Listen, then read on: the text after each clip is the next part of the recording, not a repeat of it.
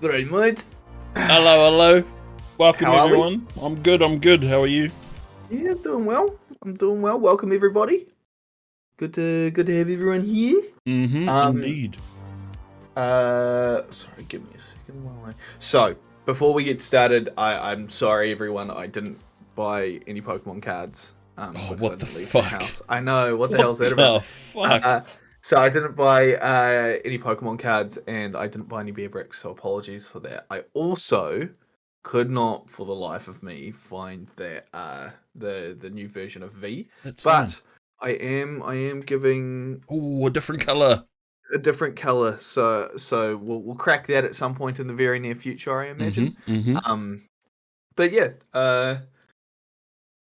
that was just the preface. That's not the big apology. That's the we'll get onto that shortly. But how you been, mate? How's your last couple of weeks been since the last step? Since the last step, last couple of weeks have been pretty good.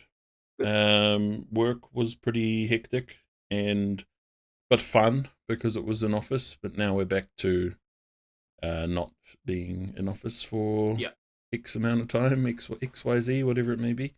But no, it's been cool. I played through both Outlast games and the Outlast DLC. Yep.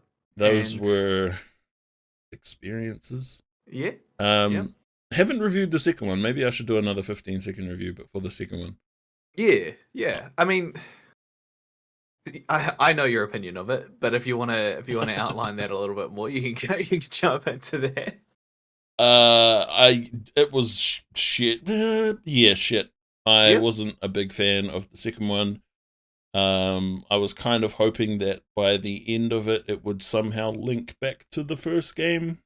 And I was expecting the last hour or something to be really intense and sort of make sense of why everything was happening, but I didn't get that. And then, you see a full-on baby being born. Yeah.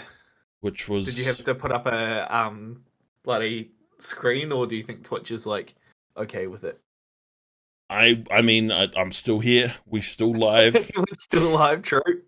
No strikes just yet. But it was, and again, that sort of horror game has never been something that has been crazy interesting to me, where you don't do anything other than hide and run. Like, it's never been something that's super interested me, but it does well on Twitch, and people seem to enjoy watching me play those games. So shouts out the algorithm, am I right? Shouts out algorithm. But it was... If I were to give it a rating, I would give it a lower rating than the first one. I'd give it like a 5 out of 10. It was... I feel like it's one of those games that carried on its kind of legacy from the first game without really giving anything extra. It was just like, hey, let's capitalize on the fact that this game did really well by doing the same formula with nothing. And I feel like it was called Outlast 2 because of the name and because of the fact that would help them make sales from it, not because it necessarily had anything to do with the first one. Is it a different place? Is it a different... It's a completely different place. It has literally nothing to do with the first game. It's completely separate. Interesting. But I'd give it a 5 out of 10. It wasn't terrible. It looked cool. It ran well. The mechanics and everything worked well. And I'm sure there is an audience for that game who really enjoyed it. But my own personal rating, I wasn't a big fan.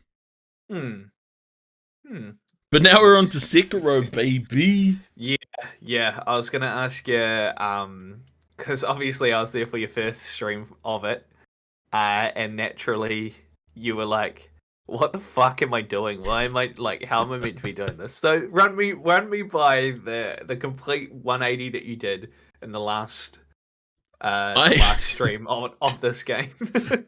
I honestly don't know, because I've had this fucking game since it released. I bought it the day it came out. Yeah. And I tried playing it when it came out and I sucked, so I put it down. And I in my head at the time I was like, I'll do the same thing as Bloodborne, where I'll put it down, come back to it after a couple weeks, and sort of approach it differently. So I tried that with Sekiro. It helped a bit. Like, I got quite far into the game. I now on the stream I have passed where I was, but I got up to Genichiro. I did some other stuff that I haven't done yet in my current playthrough. I think one other thing I haven't done yet. But I just couldn't kill Genichiro. Like, I tried so many times, and for some fucking reason yesterday, like that guy before Genichiro, that dude with the sword who just hits you with the 1-2. Oh yeah. I was fucking stuck on that dude for days when I first played it, and I killed him first go. Yeah. Yesterday, Yeah. and I was like, what the fuck? And Yeah. I don't know, Impressive. something clicked. just clicked yesterday, and I was like, this is what I was trying to get to happen to me years ago, and it never did, but it happened yesterday. That Sekiro has like there is a point. I don't know if I've played a game like that, where like the mechanics just all of a sudden just click. Like there's like a switch in your brain that goes off, and you're like, oh, I get it now. It's, this is how you do this. This is how you do that, etc. The fact that you beat Genichiro the first time is pretty fucking impressive. It wasn't first. It was okay. Maybe third. I think it was like the third time, which even like that is still. It was the first time he got to the second phase, where I was expecting once he went second phase for me to be like, well, fuck, okay, now the real shit begins. But then I got that first go, and I was just like, what the fuck? Without spoiling anything, the final boss, his third phase, is also like, it's all timing at that point, and as long as you're okay with the timing and getting all that stuff sorted out, then you'll be fine as well. It's not to that phase. Not too much of a spoiler, because I remember watching you fight him at the end. Yeah. But what was I going to say? Yeah, that Genichiro fight, the original first fight. Oh no, not original. Second fight you have with him, technically, is one of my favorite like boss fights, like, period. Because it's the first time that you actually kind of pit yourself up against someone who's equal to you and has like the same kind of movesets as you. Later on down the line, you start to, again, without spoiling anything, I missed it when I played through on the stream because I advanced in the story too far to be able to do it. But you can fight the owl again. I mean, you can fight the owl at some point, but in the past. So when you fight Lady Butterfly, I think I've seen. I would suggest trying to do that, because I went back and did it, and that boss fight is fucking wicked. It's such a good boss fight. So I would highly suggest doing that, given the opportunity. But yeah, we're what was I going to say? Well, so far, now that you've kind of surpassed where you were, you've gone past your limits. Ultra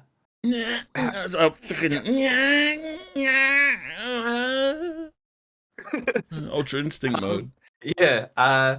How without finishing the game yet, what is your current rating of it, I guess?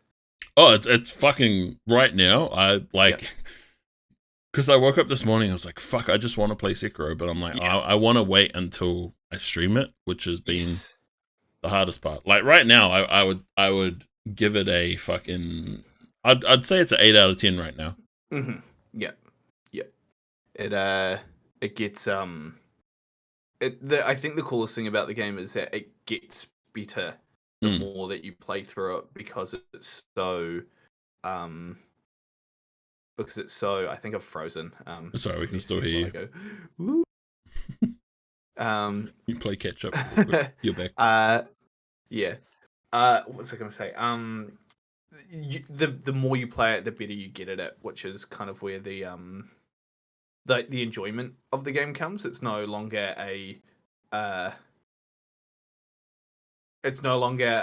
just mash these buttons. I kind of have the rhythm of it now, so I know what I'm meant to be doing, and that's why I'll forever say that this game is a rhythm game more than anything else.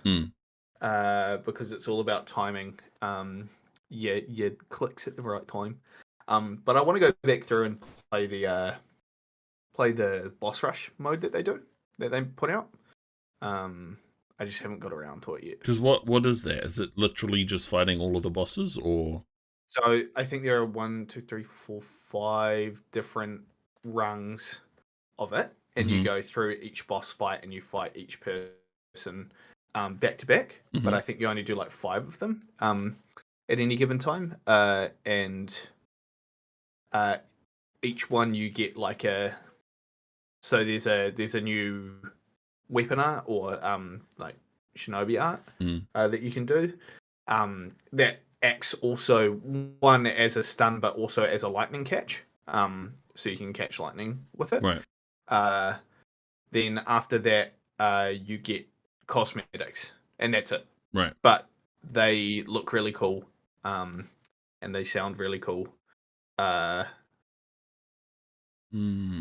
But I think there is like a full on like you go through all of the bosses like back to back, and if you die, then you just start over again. Shit. Okay. Yeah. So we'll see. We'll see. That's only if I want to go back and platinum it, which is part of me wants to. The other part of me is like, maybe not. We'll see. Do you have to We'll do that to get one of the trophies? Or is it just like the final kind of trophy? Okay. I think. Yeah. Or it got added in. I'm pretty sure. That's right. From what I recall, anyway. But yeah, it's pretty cool. Pretty epic. But yeah, it's cool. Nice. I love that game. That's in my top 3 Souls games. Yeah, I think if it continues on this trajectory, it will probably get close. Because yeah, right now I've got Bloodborne, Elden Ring, Dark Souls 3, and depending on how the rest of this game goes, it could take over Dark Souls 3, but we'll see, because I love Dark Souls 3. I think that game is fantastic. Yeah, I can't wait to play it, but I'm not going to play it yet. Dark Souls 2 took a lot out of me. It was a rough the DLC, like it got to the point where Pike was in, shouts out the boy for holding my hand the entire time. It got to the point where he's like, it's not going to get any easier. This is an area that I struggled with, and I'm like the Souls god. so he was just like, you can either bash your head. Well, no, I was like, I can either bash my head against the wall for the two people that are currently watching me, and hate this game at the end of it, or I can beat the game now and be happy with where I am. So I went through and I beat the game as where I was, and I kind of wish I did that earlier, because the DLCs that I went into really put a damper on it. Yeah. And I was like, because it kind of changed your whole perspective on the game, right? Because you were really enjoying the game until the last couple streams of that DLC. Yes. Yeah. So I did say that I would, if the game doesn't force you into New Game Plus straight away, I'll go back to it at some point in the future and play through it in full again. But I needed to step away from it because I was gonna I was just not gonna finish it, and that's what happened with Sekiro the first time that I played it. Just with very specific boss. Which I genuinely cannot wait for you to fight. Because it's so different to everything else. Right. It's so different to all the other bosses, outside of maybe one. But we'll do that. But yeah, 2 really, really took it out of me. So not that I know Dark Souls 3 a bit more than I know any of the other Souls games, like the Dark Souls games. So I don't think I'll see myself having too many issues. I mean, But Dark Souls 3, a lot of people say that Dark Souls 3 is the easiest one of them. And I yeah, would agree. yeah, Um, I think it's the most accessible one for them as yeah, well, which yeah. is why it's the easiest. It's a Yeah. lot faster, and Mhm. like the dodge rolling and stuff is a lot more forgiving, especially than Dark Souls 2 with that whole mechanic The around eight, it. yeah, the 8 point directional thing. Mm, So the way that the system works is like it's not it only works around the 8 points of where you're facing. It right. doesn't work in like it. So that's why there are situations where I'm like right next to someone and I swing, but because they're not within that directional space, I miss them. Right. So it doesn't have that. Plus, the iframes being. Mm. I don't. Yeah, that just say. I don't know why that mechanic was built into it, but they. They tried something new. Uh, yeah, and it was obviously their like B team making it Mm. because their A team was fucking doing just a fantastic job on Bloodborne during that time. Mwah. So, what a work of art, honestly. Fuck. I genuinely there are situations where I'm just like, yeah, play Bloodborne. Yeah. Since it's come out, I've beaten it every single year, except for the DLC. During October, just as my free time game. Because I'm like, ooh, spooky. We're going to London. We're going to England, and we're going to escape. So that'll be happening this year as well. Oh, nice. But I am glad that I finished it. I'm glad that I can move on. I also if you look at my if we look at the hours that I've played for Dark Souls 2, I've clocked in like 40. I was gonna say you've been playing that game for a while now. Yeah, I clocked in like 48 hours, I think, at the end of the last stream. So that's it's a reasonable amount of time to be playing a game that has been taking its toll on me. Compared to like Elden Ring, which I was playing the same character on screen as I was playing off screen, just so I could like grind levels and stuff Yeah. like that. But it is a yeah. I'm glad to sad to see it go, but I'm Happy glad at that the it's same over. time. Yeah. Yeah, yeah. So I don't know what I'm gonna play next. I think I'm gonna play. Well, go ahead. I thought you said I you were gonna want to. play.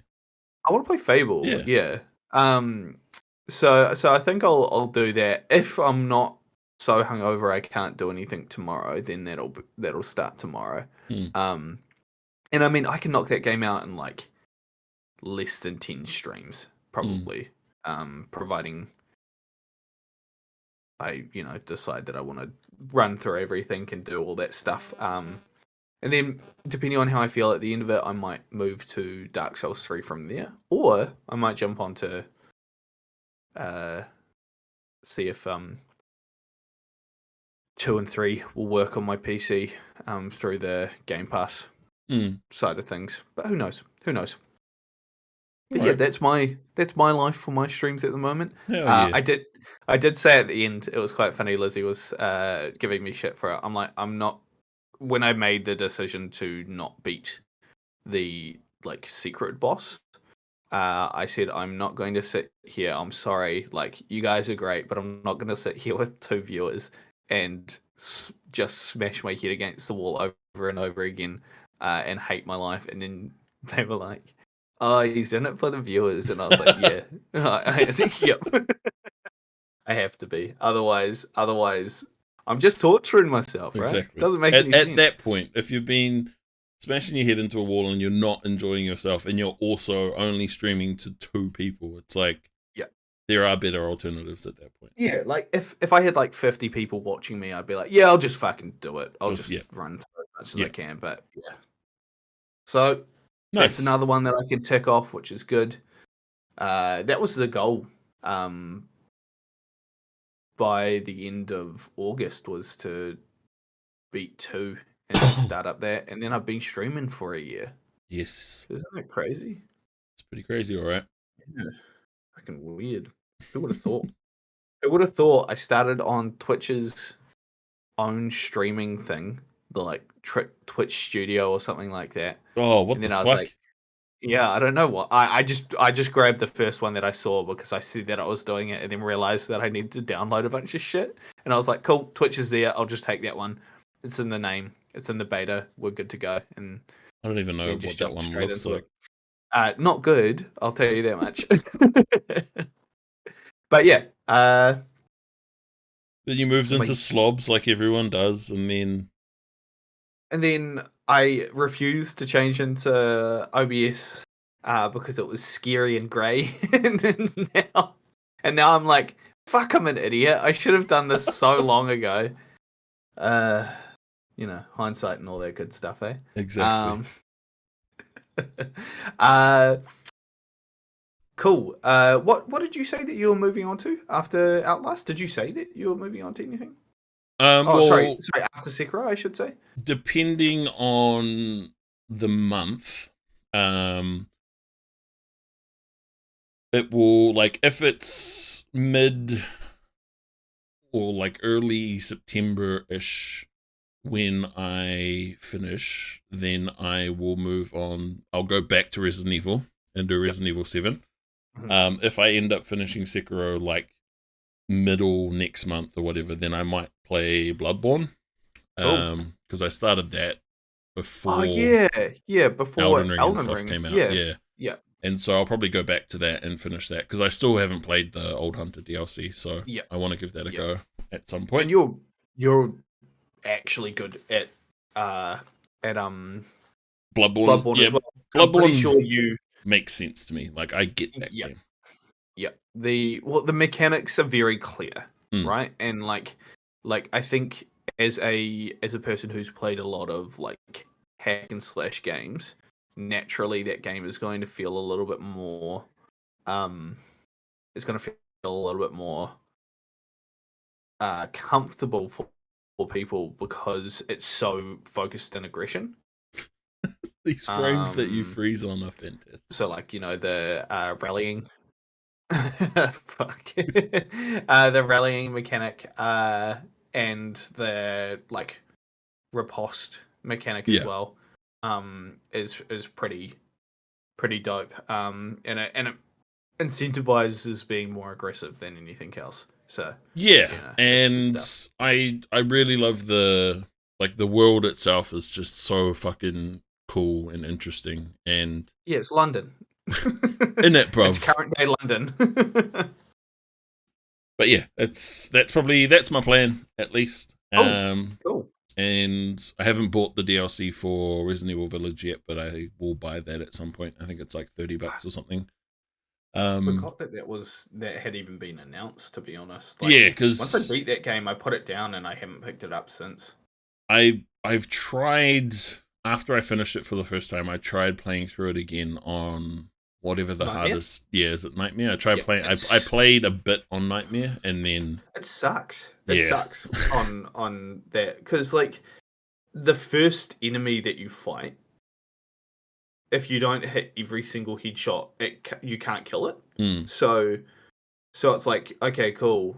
You bit off all my fingers. Sweet.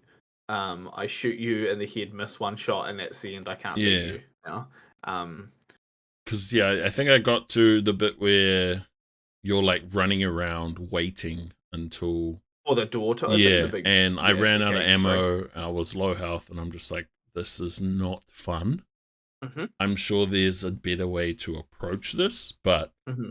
maybe I'll go back to that and try and do Nightmare. But like, I'm not too fussed about trying to finish that game on the hardest difficulty or anything. Yeah. Well, I think the intention is that you've gone because you know how there's that little the mini game that it does where you're you kill all the enemies in a certain amount of time, you get points, and then you can spend those points on like cosmetics or whatever. I think there's the intention for uh for playing on Nightmare is that you unlock like that final gun straight away, so that you can just one shot a bunch of shit. Yeah. But that means sinking even more hours into a game that I've already finished.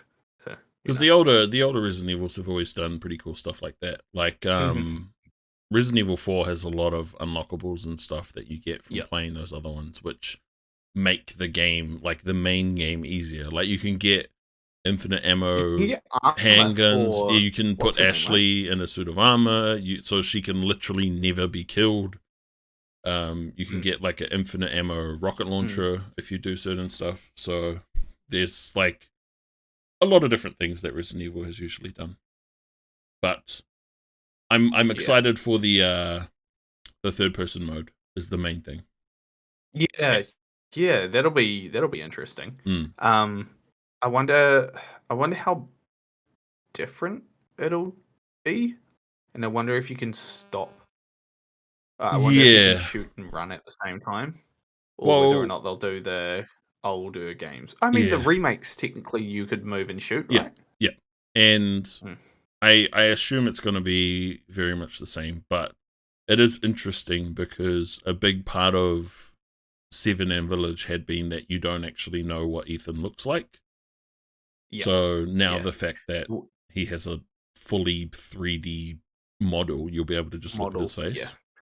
Well, everyone, the reason that people were like, oh, yeah, and I know that you don't like Ethan as a character, but the reason that everyone was like, oh, Ethan's great is because he's faceless, so he's like the everyman. You can put yourself in his shoes and all that sort of stuff. But it doesn't work when the character is Chief. Kind of shit. Yeah, he's Master Chief. He's Iron Man in the suit, not Tony Stark. It's just Rick Astley's imagine face. Rick Astley as the face model of Nathan. That'd be kind of epic. I'm not gonna lie. But is my internet still shit in the bed real bad? Am I like cutting out a bit, quite a bit? Like your camera is, but your voice is pretty consistent. Okay. If it starts shitting the bed a bit more, you might fly solo for a bit. I'll restart the internet. Yeah, that's all good. It's because Iz is watching bloody for fuck's sake. Love Island. I know. I'm fucking believable. Could you imagine knowing full well that I'm about to be streaming a bit of content that she has to take up some bandwidth? Unbelievable. She should be turning off all of her devices, giving me all the bandwidth. All right. Before we move on to should we crack out these, eh? Yeah, and then I was going to say, jump in. Before we move on to what we're actually talking about today, let's get our sponsored, not sponsored segment in. So, real quick, this is my V of choice today. So I got to get it in frame, and then also get myself in frame. Hold on. You're frozen again. When you're ready. Oh, my camera froze. I'm trying to get it lined up. Yeah, hold on. We put the curve on. Move my head this way. There we go. Alright, we'll get a screenshot of that later. Epic. Put that on Instagram. Tag V Energy NZ, see if they finally give us some money or something. Yeah. MFers. Alright. Oh. Okay. I'm very aware that this fucking camera is shit in the this connection is shit in the bed. Fly solo for like 2 minutes. Yeah, I'm gonna restart my internet. And we'll go there. Give me one sec. Do what you gotta do. I'm gonna hang up. Went to the bakery, got a sandwich. Oh, and then I said, "That's not a camel. That's my wife."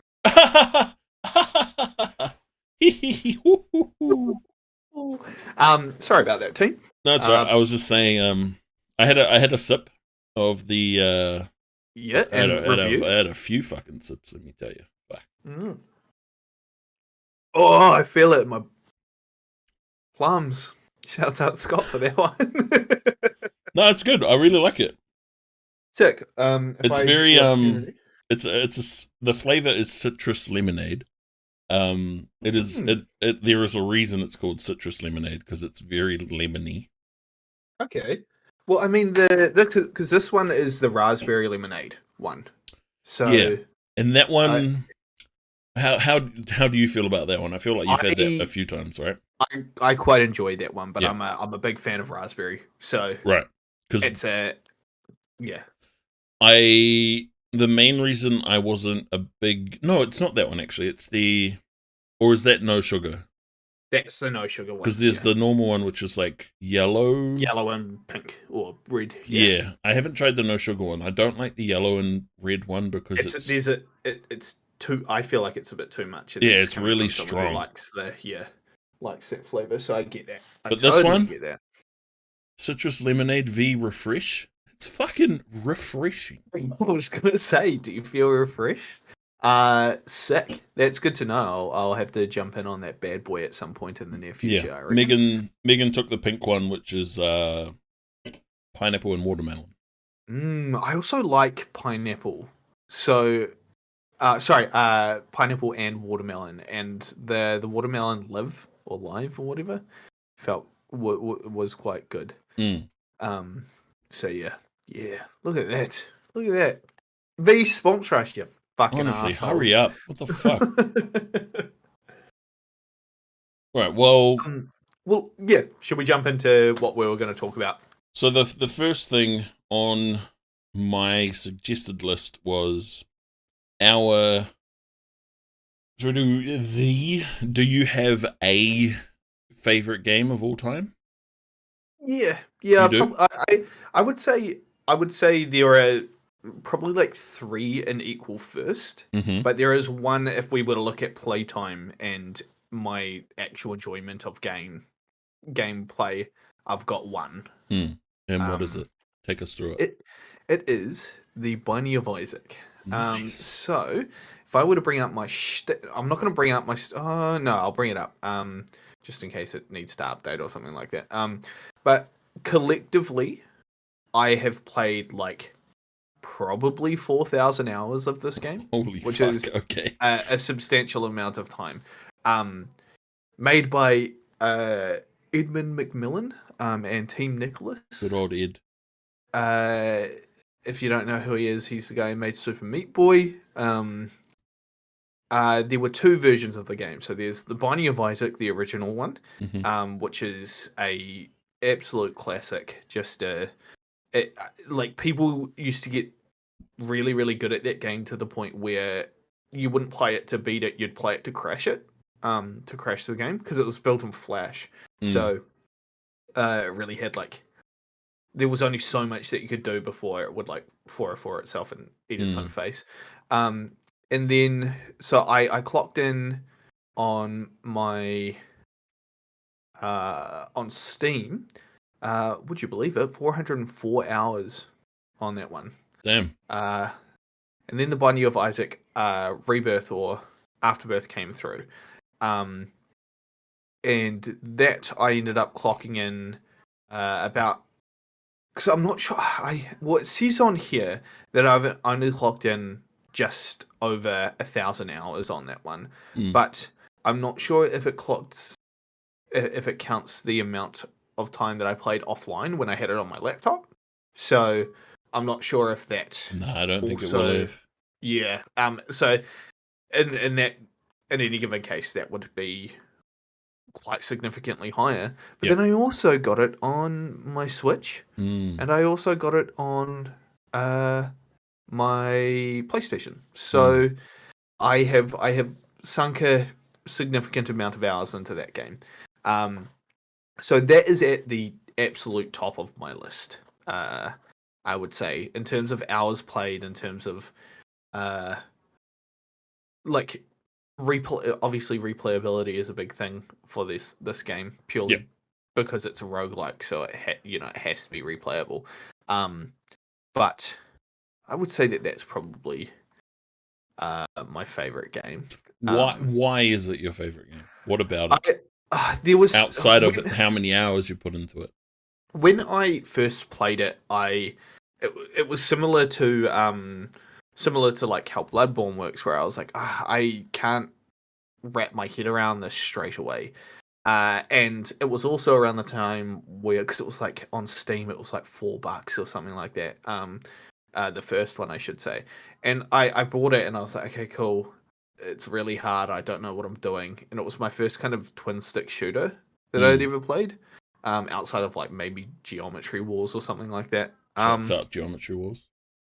And when I figured it out, the first game at least, so the original Binding of Isaac, I was like, oh, okay, like it did that, like switch clicked, and I was like, yeah, cool, all right, I get it, I understand, it's shoot and dodge, blah blah blah, all that sort of stuff. And then I got to the point where I no longer needed to beat the game, I needed to crash the game. And that was a lot of enjoyment, and that's how I found one of my favorite YouTubers and also streamers, I guess, Northern Line. Northern Line has and still is streaming streaming the Binding of Isaac from like 2012 or something like that. Like he's still uploading an episode every day Wait, of that really? game. Yeah, I Holy think so. shit. And then Rebirth came out, and I was like, holy moly, this like the difficulty got ramped up by like 20. It wasn't just a case of beating it wasn't just the case of beating the game anymore. Like they added in like 150 new items, and then they released the DLC that added in another 200 items, and then just progressively they've added more and more stuff to it. So I think it showed up at a time where it was like I had a laptop that couldn't handle much, but my game, but it was enough to handle this. Yep. And so when I played it, I was like, yeah, this is cool. I really enjoy this. And I think it also kind of maybe just with the way that it kind of drew me to Northern Lion, who was also a part of like why I wanted to start streaming or start making YouTube videos. Maybe I've just got a soft spot for it from that, you know? Yeah, that's cool. Yeah. When was the last time you played it? Like, to be honest, probably on my lunch break yesterday. Oh shit. I always the one of the issues though is that because I've got this keyboard here, my 60%, it doesn't have the arrow keys on it because it's only a 60. So I have dropped off on playing it, but I have got my controller, so I'll play it with my controller now. But it's way easier with keyboard. So I think my next purchase might have to be another keyboard like this one, but a 65, so that it's got the keys. You don't want to buy just like an additional little thing that has the other stuff on it? I wasn't sure if I could actually do that. But if I did, I'd like to get it with the number pad as well. In case I ever have to use my computer for work again. I mean, of course, as well, I can just switch back to my old keyboard. There's no issues there either. But you know, that's probably my favorite game. Cool. I'll let you talk about yours, and then we can go on to like our maybe runner-ups as well. Mine. I think most people who know me would know what my favorite game of all time is. But my favorite game is, it's definitely not the game I have played the most. But my favorite game of all time is Metal Gear Solid 2. Nice. I have probably played through that game 8 or 9 times, maybe more. It is. I like. There's a few reasons for it. Like it has stuck with me for my whole life. Like I bought this little keychain thing, which is the cover art, the PS2 cover art, but it broke. Oh, that's sick. yeah, it's like a PS2 case. It's got everything on the back and stuff. Oh. It's a little keychain, but it broke recently, and I need to figure out how to fix it. Mm. But yeah, it was probably one of the it is one of the first PS2 games that I can remember, like the day we got it, and I can remember playing through it the first time. It's like GTA 3, where like I can remember the first time I played GTA 3. Yeah. And I remember going to the warehouse with my dad and buying Metal Gear Solid 2 and then getting home and playing it. And then I think cousins or family members came around and I had to get off the PlayStation because we had family over, and I was People like, over, yeah. I really just want to play this game, because at the time, like, you look back on PS2 now and it's like the graphics are like, oh yeah, whatever. But at the time, going from PS1 to PS2 was like, holy shit. It's a substantial jump. And like, yeah, it's because and again, back then you didn't have like YouTube or anything to like look at gameplay and stuff before. Yeah. Like, I was big into getting the PlayStation magazine every month when I was a kid.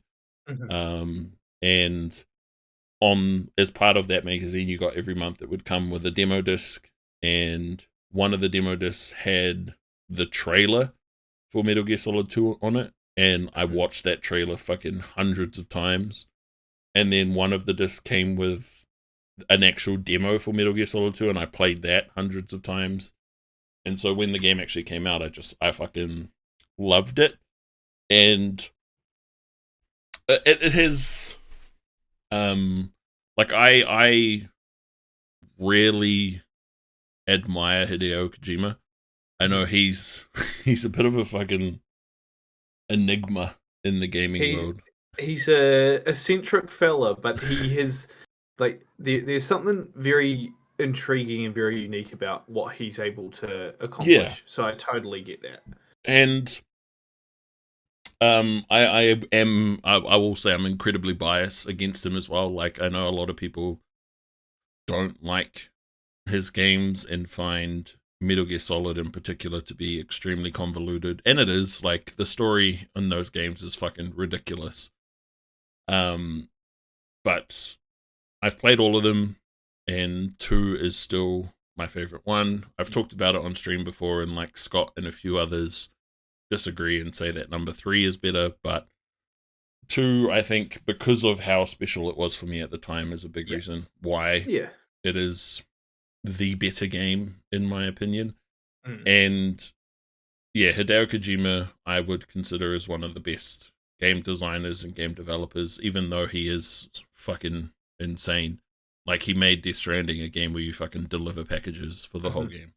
And that game is also fucking polarizing as shit, because I think that game is fantastic, but a lot of people didn't like that either. I think I think people who played Death Stranding are very, like, there's either the people who expected this fucking, like, you know, you're basically reading the entire world and you get to experience this, but people were also reading into the trailers quite a bit, and as a result of that, it created a little bit of confusion around what the game actually was intending to be. I haven't played it.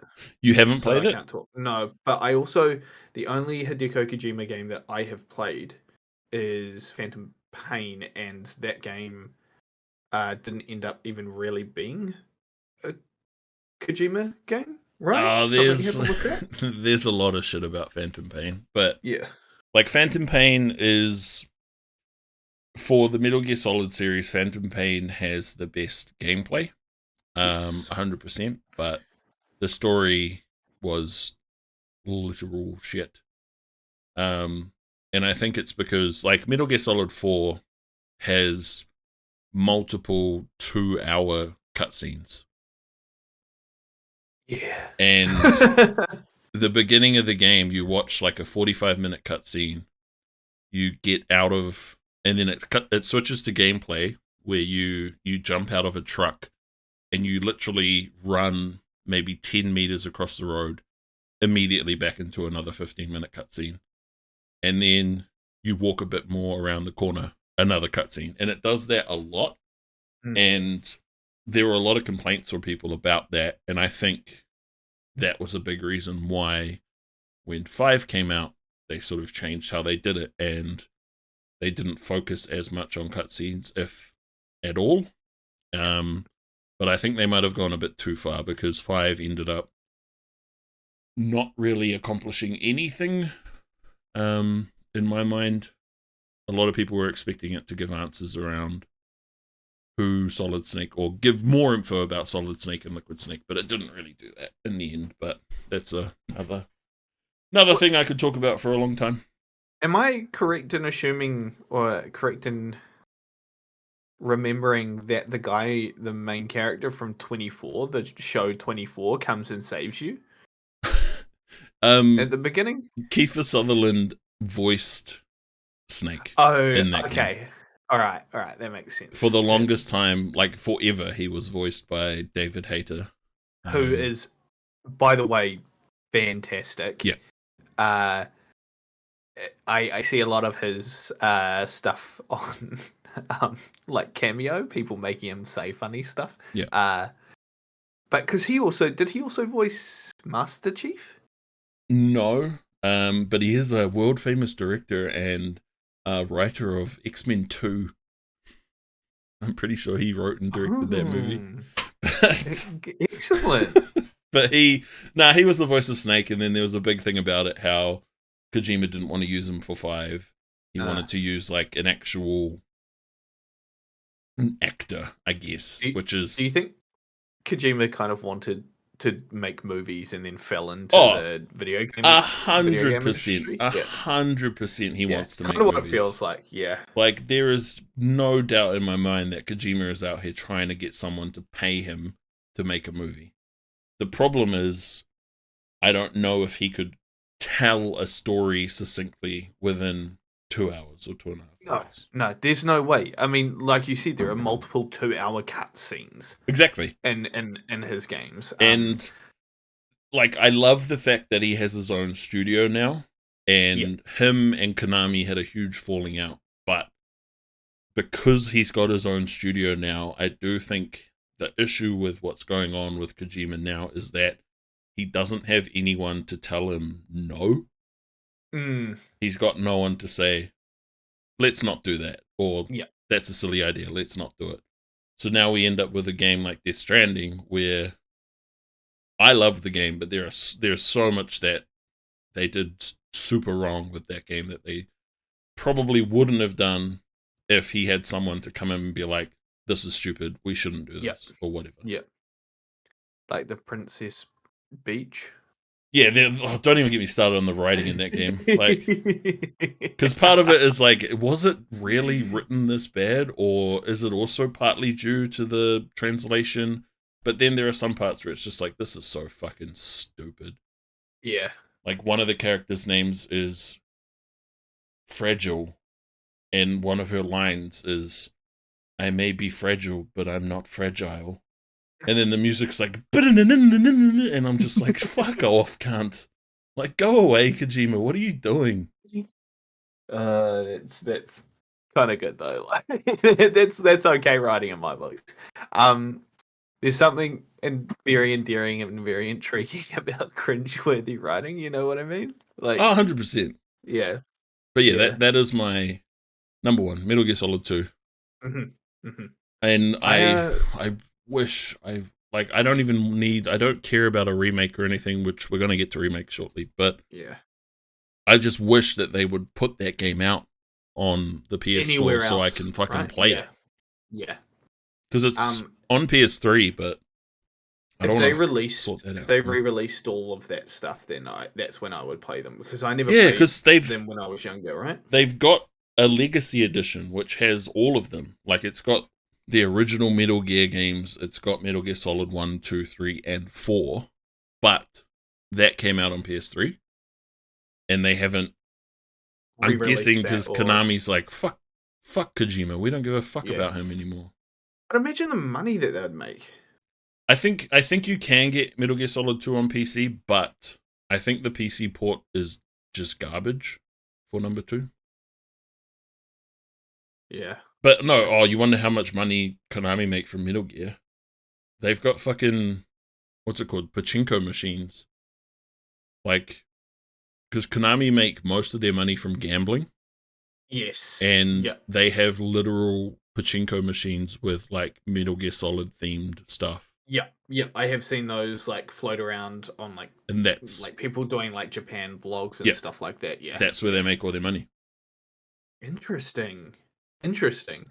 Because like Konami have like they've kind of finger in like all of the pots, right? Because they also kind of tie into a lot of other like not just video games, but they Yeah, do a bunch of stuff. they're a very, very big company in Japan that, Yeah. like you say, have involvement in a lot of different things. Not to the same, I wouldn't say to the same extent as something like Tencent would, but Konami are definitely, like when Kojima left, I don't think it phased them much because No, no, it didn't seem like it did. no. Otherwise, they would have. At the end of the day, they You know. still own the rights to Metal Gear Solid, so Yeah. they could do whatever Yeah. the fuck they want with it anyway. Well, wasn't there a point where like the Metal Gear Solid 5 game had Kojima's name on it, and then they reprinted the Yeah, that's cover right. without it? Yeah. Without it, and so people were buying up the Kojima covers and sorry, I'm just fixing up No, you're good. and getting him to sign them, which is cool. You know, that's a cool thing to have, but also I'm sure he really didn't give a fuck. He was probably just like, cool, I'm out. I can do whatever I want now. But it's funny Um, because in that game, literally every mission starts with like written by Hideo Kojima, Hideo Kojima, directed yeah. by Hideo Kojima. So it's like even if it's not on the case, you're gonna see his Still name in the every game, right? fucking Yeah. 10 minutes. Can't you get him as like not as a playable character, but as like a recruit in Yeah, Phantom Pain? you can Yeah, rescue him or something in one of the yeah, missions. that's right. That's right. I remember. I don't think I even beat that game. I think I got Whisper. I think I unlocked Quiet. her, then did it, and then did a couple of extra bits and bobs. And then just stopped playing. And I'm not sure why I stopped playing. I just did. You probably just like this. You probably got to the point where you're like, this game makes no fucking sense, and then stop playing.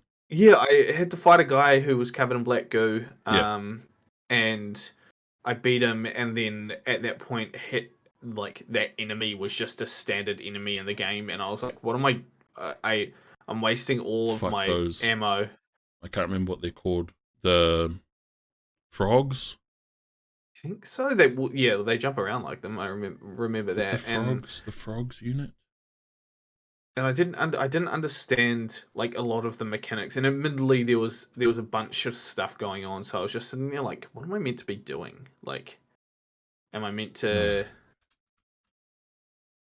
be?" Parasite. There you go. Yeah. Frogs are useful. But I did like how you got the hand, and like to get people to come over to you, he'd just click the wrist, so it'd make like a noise, and then people would go over and have a look. But yeah, I don't think it was a bad game. I just didn't really No, like it because I wasn't. had no clue what Yeah. was going on outside of my like minimal knowledge from watching like four people talk about the game. You know? Even with minimal knowledge, you wouldn't have any idea what was going on. Yeah. The story for Yeah. Metal Gear Solid is all over the fucking place. But yeah, that's my number one. What would you say Nice. your runner up is? RuneScape. Nice. Yeah. I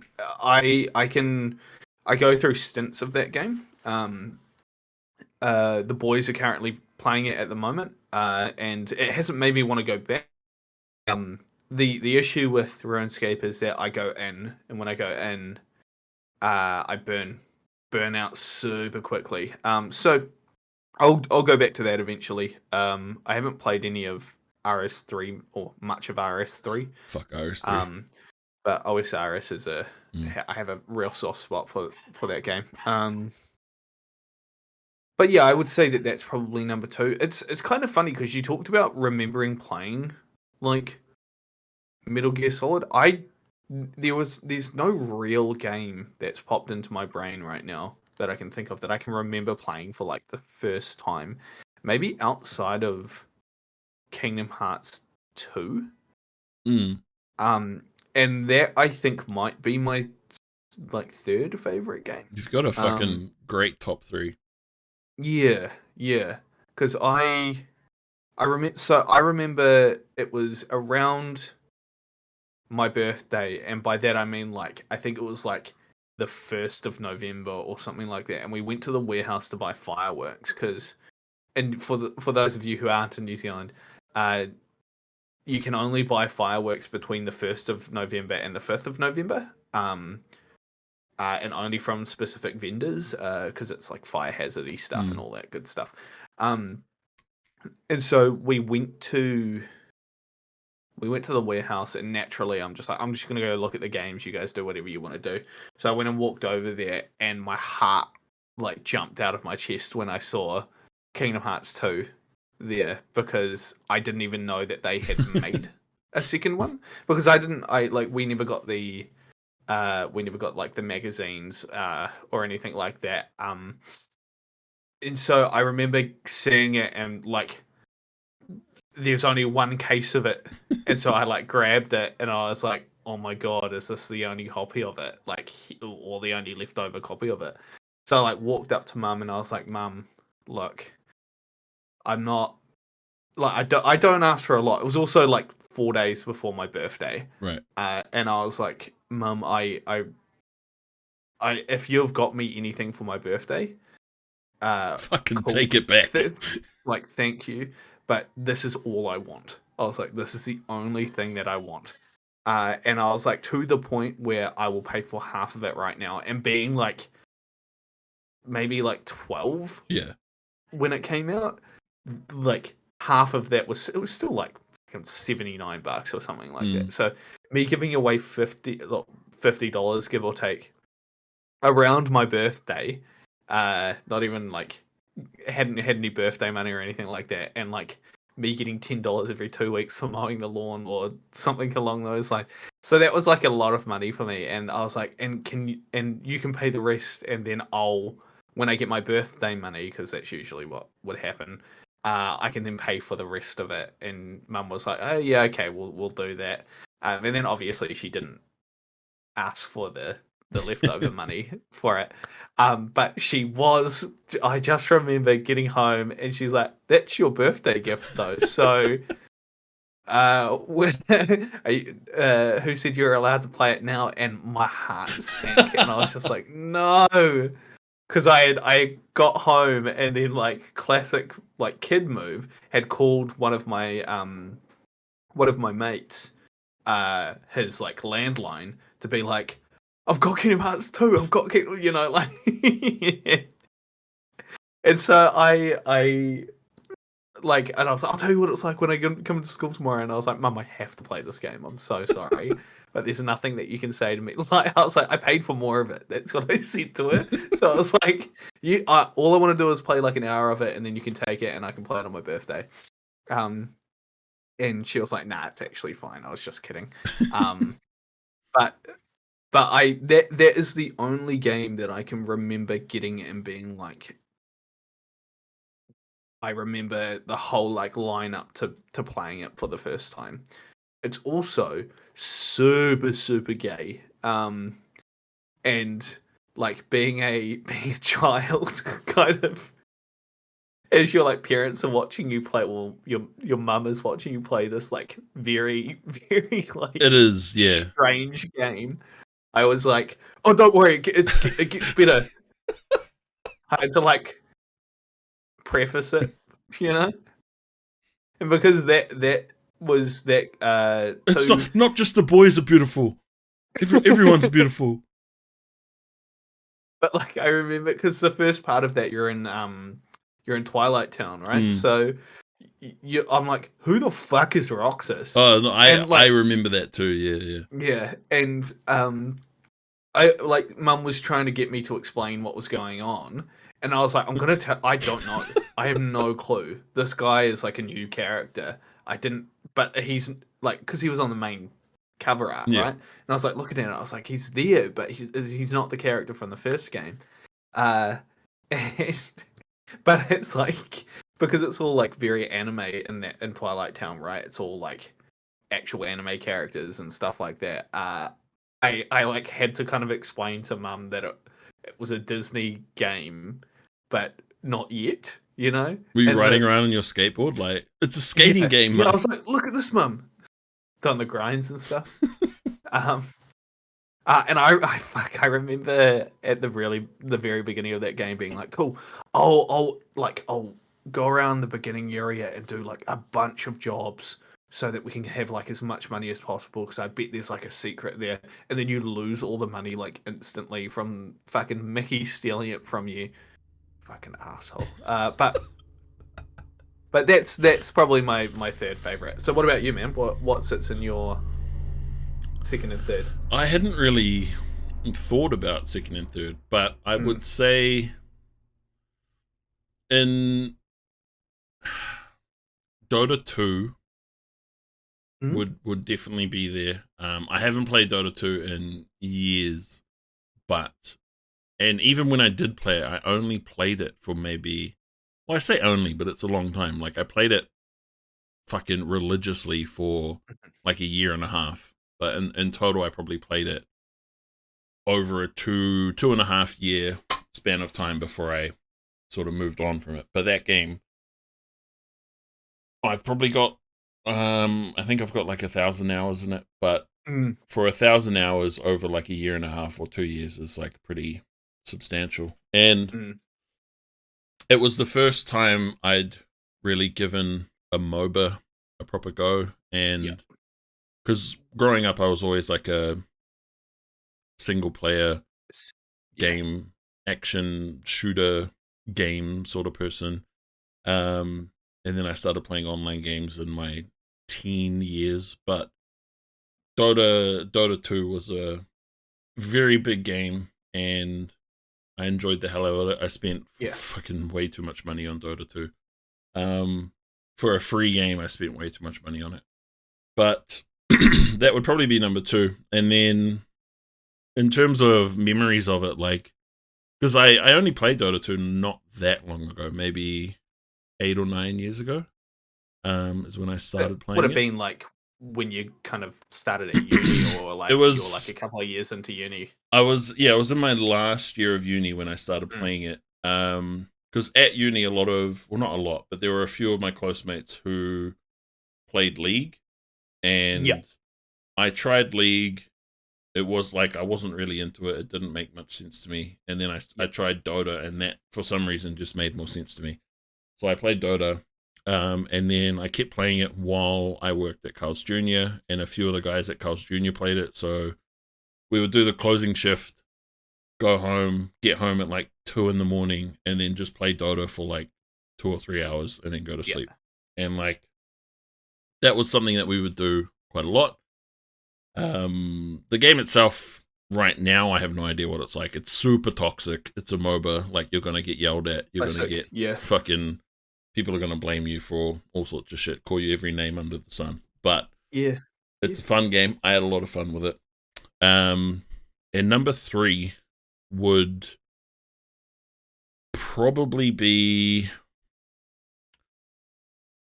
I haven't even thought about what my third one would be. Like I like your 3 picks. Kingdom Hearts 2, like I can agree, is a very, very, very good game. Yeah. But I've only played it once. Oh mate, I remember playing that. Like I'll be like, oh, I'll start a new game and I'll only use magic. Right. So, like I got like super into it. And then when 3 came out, the same thing happened, where I had to explain to my mates that it's not as gay as it looks. My third one would probably be Destiny. And that makes sense. Yeah. Like I have a lot of time in Destiny, but like the main reason Destiny would be one of my top games is just from the like memories of that game. Like the first time doing a raid with all my mates and like finishing a raid and like getting the loot and stuff, like that was really fun. Like getting home from work and jumping on Destiny and doing whatever the fuck was going on. Like that was a cool game, and it was the first outside of RuneScape, it was the first, like, I guess, MMO in quotation marks that I had properly gotten into, and so there was a lot of grinding and a lot of, like, the first Destiny at least, there was a lot of stuff where it's like, oh, I remember there's this one, I think it was a strike. There's like this one mission where you do, and like there was this button or something, and like if you press this button, you don't immediately know what it's done, but further along, it has opened like a secret door. And if you go to that secret door, you find like this completely hidden area with a hidden boss, and you have to try and kill this boss in a certain amount of time. And if you kill the boss in that certain amount of time, you get this like secret gun. And so they did stuff like that quite often. And they did some of it with Destiny 2, but Destiny 2 I haven't put as much hours into. Mostly because the people I played Destiny 1 with don't really play Destiny anymore. But Yeah. Destiny 1 was a cool time and a lot of memories on that game. That was cool. And that was also when I found a lot of different YouTubers and stuff that I still watch now, and a lot of streamers that I still watch now who play Destiny 2. And it's just, yeah, that would be my number 3 with Destiny. I didn't play it religiously because I played it on my PlayStation, but it was still around the time where unlimited internet was like an impossible task. Like nowhere had it. So like if I were to play online, I had to like limit how much internet we'd be using and shit like that. So I never really fully got into it, which is like fine, is what it is. It wasn't too much of an issue. But I only had one mate who I played it with, and we worked together. And so it would be the same situation where I'd just be like, "Hey, I'm jumping on Destiny after work. Do you want to jump on as well?" He's like, "Yeah," because he had to drive to where his house was, and so we'd be playing Destiny at like 5 o'clock in the morning. And then my flatmate would wake up and be like, "Cool, I'm going to my," because he was like he was like an athlete swimmer, so he's like, "Cool, I'm going to the pools. I'll see you later." And I was like, "Sick." And then he'd get home after his training, and I'd still be playing. He's like, "Have you slept yet?" And I'm like, "No, I'll sleep like when I'm probably fucking in dead. in like an hour or so." So like I'd lose like the entire day playing that game, but not because I've been playing it the whole day, because I'd play it too late and end up having to sleep all day here. But yeah, I enjoyed what I had played of it. I understood the like appeal of it for sure. Nice. Solid top 3s. Yeah, I think those are both solid top 3s.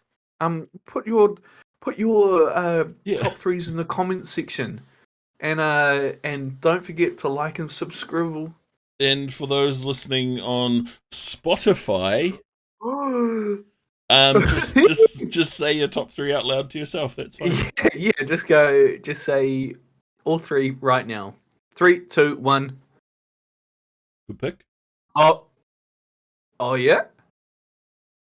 Those are some good top 3s. Yeah, no, nice. Yeah. Nice top 3 games. Nice. I like that. Good job. All right. Our next topic we wanted to talk about was, so remakes and stuff have been very common over the last, I don't know, 5-6 years, even since like the PS4 came out. Remakes were pretty common. Like remakes off the top of my head, Crash Bandicoot, Spyro, they both got remakes. God of War 2018. I mean, some people might consider it. I guess we could look at it like a remake / sequel / reboot.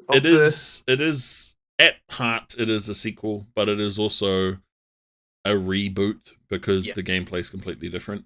There's all sorts of stuff that are coming out, and some of them are kind of questionable. Like The Last of Us 1 is getting a remake using The Last of Us 2 engine, which is kind of questionable. But the next topic is, what series or game did you play when you were younger that you think you would like to see either a remake or a sequel, reboot, a la God of War 2018. I think we can all agree that Skyrim needs another remake. Fuck off. Um, Don't even joke about fucking um, Skyrim. I look. It's kind of funny if you had But I asked me agree. this. Yes, Yes, bring me yes, more Skyrim. absolutely. Yeah. Uh, I if you had asked me this like a month ago, I would have said Klonoa. Oh right, Because yeah. that was the game that I played when I was a kid, and no one knew what it was. And when I explained it to people, everyone was like, "You're fucking insane!" Because that game is insane. Like the first boss that you fight, I'm pretty sure is a dolphin. It's very weird, very very Oh, very I weird. remember Klonoa. Don't worry. But with it being remade and me refusing to pay $80 for it, I'll pick something else. I don't know. There's a handful of them that I think they could remake that would do well. I'm trying Again, to think of like it doesn't have to be like a remake. It could be like a sequel or reboot to something like God of War was, where it's not yeah. necessarily a remake. It's just a series that everyone thought had sort of run its course, but has reappeared. Yeah, I guess one of them might have been like there are a handful of them, but I think one of them would have been like, and I think maybe I'm a little bit biased because I'm super into those kinds of games, but like the Castlevania series, Hmm. but in particular the Castlevania series that were put out on the Game Boy Advance Mm-hmm. or SP. They were very like they were Castlevania games, but there was certain mechanics that they had added to the game that made it a little bit kind of cooler to play, I guess. Yep. I'm like that there, but like the thing is that has kind of already happened with Bloodstained, which is made by the same director. Just Oh yeah, I've seen that it's game. not Yeah, yeah. sharing the same Mm. it's not sharing the same uh not sharing the same name, I guess, Mm. namesake. But I'm like, you know what? I wouldn't mind, and I think everyone kind of falls in the same boat for this one. I really wouldn't mind a remake or a sequel to Bully. Yeah, yeah. Um, that game, I think, had some. It has a. I understand why they're not going to do that. Given Different the political current, landscape. yeah, the current landscape of it. Um, but Or yeah, the game was actually called Canis Canem Canis Edit Canis Cornelius Edit, I believe it or was. some shit It in New was Zealand yeah. at least, and I guess some other countries. But Yeah. But that I the whole uh that side of things, I understand where they're coming from, why they're not going to jump into that anytime soon. But it is a game that I have quite near and dear, because I remember playing it, being like one of my mates who owned the actual game itself. So naturally, I'd let everyone borrow it, and naturally, I never saw it again. Um, so yeah, I think that game would be quite cool. To get a sequel mm. above anything else. if with would you want the sequel to have the same guy but being older, or a different school kid? I think it'd have to. I don't think they could do a carryover from. What's his name? I What's can't that remember character's his name? name. I'll look it up, but I can't Yeah, remember his actual name. is it Eddie? No. Canis Canem Edit. Uh, I know it's Bulworth Academy, of course. Uh, Do, do, do. Jimmy. It's Jimmy. Jimmy. Yeah. I would say it would need to be, if it's going to follow the same kind of way that the GTA games go and the Red Dead games go, they can be mentions, but it would need to be a new character. Yep. Um, so I don't know how they would go about doing that, um, but they could do something. They could do something to Hmm. to do that. I don't think they need to do a remake. I think they'd need to do a sequel. Cool. Yeah, I don't think a remake would work Hmm. anymore because that game. Oh, I had it open. When did that game come out? That game came It out came out in in 2006. 2006. So the world was a very different place back in 2006. Yes. Yes. Very, very, very different place. Um, you know what? Another game that I think would be super cool to either have a remake, or a new kind of add in to the series is Jack and Dexter. Yeah, that was going to be one of mine. Hmm. Naughty Dog have obviously gone on to a much different sort of game than Yeah. what they used to make. But like Ratchet and Clank's still going, you know? Yeah, They yeah. got Ratchet and Clank games coming out. Where's the love for Jack? And I part of me does think it's because Naughty Dog has, again, quotation marks, matured Yes. and wants to make more gritty, realistic games like, Mhm. well, Last of Us and Uncharted. But I'm sure that there would be a lot of people there who would be or are interested in revisiting Jack. Because yeah, Jack 1, 2, and 3, I fucking love those games. I never played Yeah. Jack X, and I know there was a Jack 4 which wasn't made by Naughty Dog.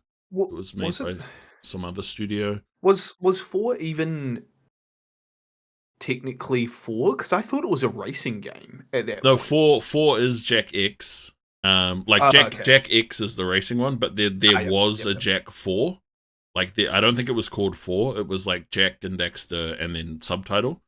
But the Mm. only reason I know this is because last year I was streaming Jack and Dexter. Like I was going to play through all three of Oh, them, but really? I only got to like towards the end of the second one, and then I got Yep. fucking sick of the old controls. Mhm. And at some point while I was streaming those games, this guy came in and he asked if I was going to play Jack 3, Jack X, and then the fourth one. And I was like, what do you mean the fourth one? And he's like, the fourth one. Like, are you going to play the fourth game that came out on PS3? And I was like, what? And then I'm going to look it up now. Yeah. Yeah, apparently this game had come out on PS3. Lost Frontier? That's the one. Why? What? Yeah, This doesn't. that was my reaction. I was like, wait, what? A I'm gonna game? hold on. I'm gonna jump onto. Oh, You it was you should. on PS2. Never mind, it wasn't PS3. Jack and Dexter. Wait, it came out in Four. 2009?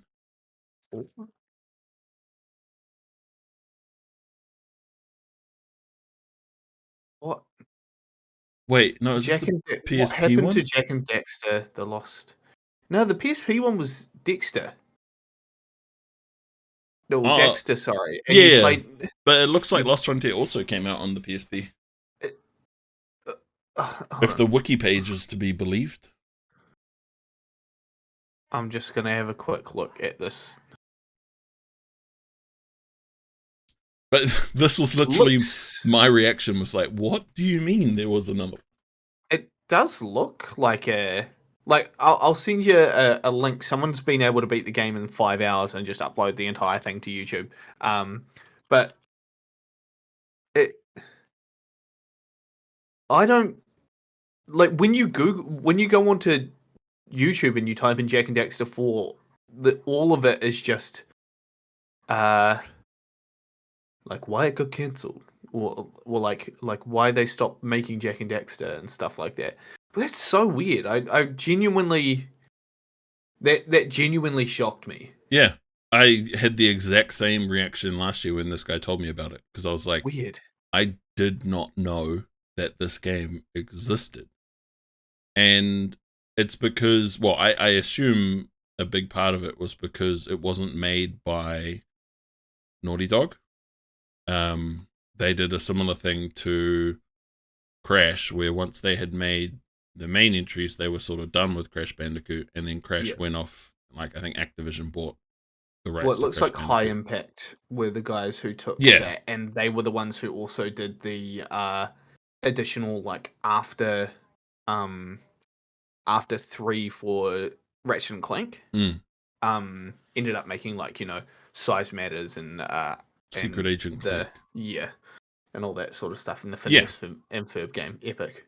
But Um, but yeah, when the guy told me that there was another one, I was like, holy fuck, I didn't even know this game existed. But Interesting. So it looks like it was released on November 3rd, 2009 for the PS2 and for the yeah, it PSP. came out on both, which is again really weird. Yeah. Interesting. But that was one of mine. Hmm. Was thinking about Jack and Daxter and wondering if it might be revisited. But my one I've been myself and a lot of other people have been sort of hoping for a long time. I don't know if you ever played it. There's a series called Time Splitters.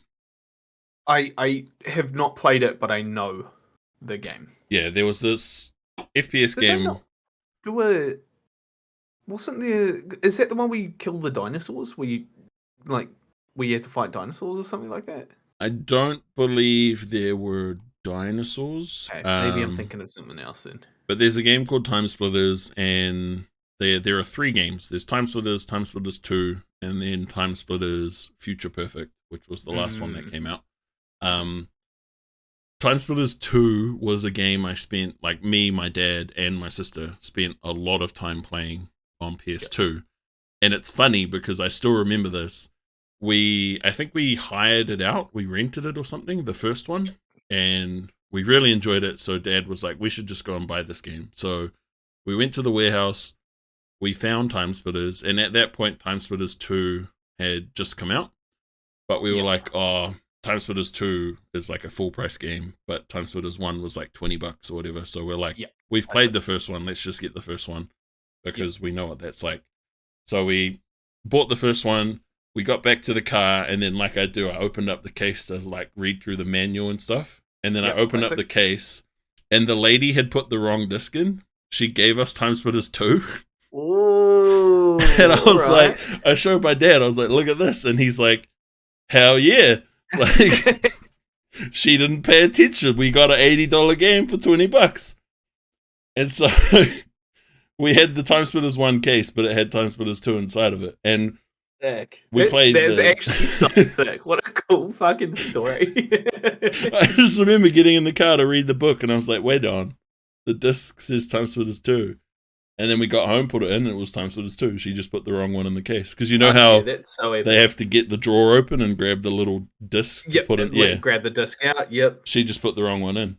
Do the scan of the disc and everything. Hell yeah. Yeah. Share content. And so I played the shit out of that game. Yeah. There wasn't much of a story. Like, to put it as simple as possible, Time Splitters is about these people from the future who are like space marines or whatever, who go back in time to different periods in time to like get these crystal things to save the universe, whatever. But the best part about Time Splitters 2 was the multiplayer, the split screen, and it had all sorts of different modes, like all sorts of different characters. There was so many different game modes and like party modes to unlock. There were like different characters who were different sizes, who had like different speed.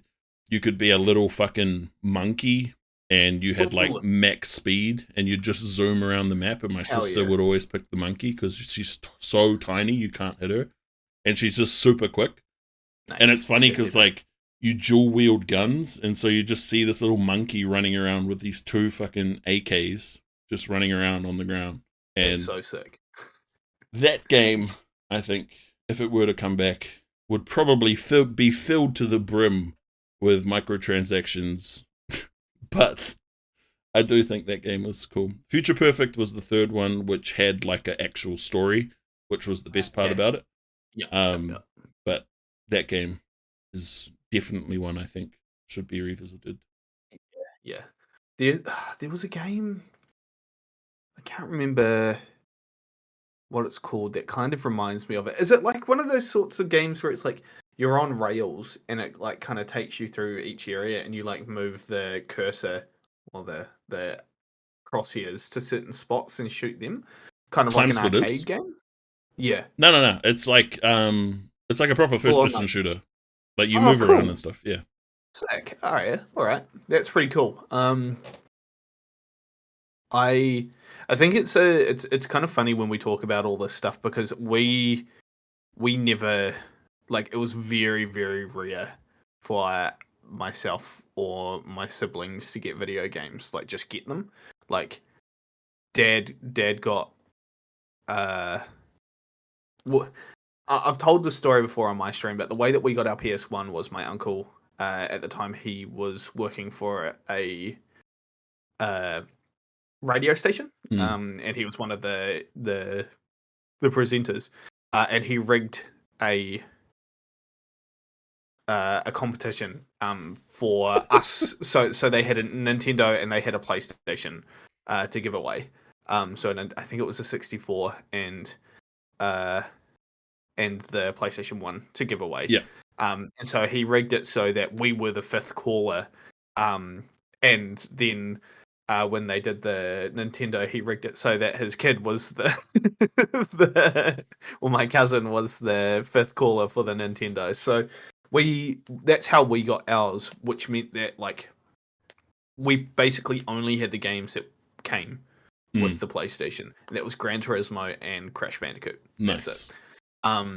So we didn't get anything until Crash Bandicoot until Crash Bandicoot 3 came out, I think. And I'm like scrolling through all of the I just wrote in PS1 games. I'm scrolling through all of them and I recall the Buzz Lightyear Toy Story 2 game. Hell yeah, and that game is on you can play that with the highest tier of the PlayStation Plus at the moment. Really? Yeah, the What? Toy Story 2 Buzz Lightyear thing. Oh, you're frozen. Oh, hey. You're back. Heck. I think I froze again, but that's all good. You're back. It's all good. I remember playing. So we had the Toy Story game. I remember playing. I'm just having to scroll through. What was it called? Do you remember the game Tomba? Hell yeah. So I'm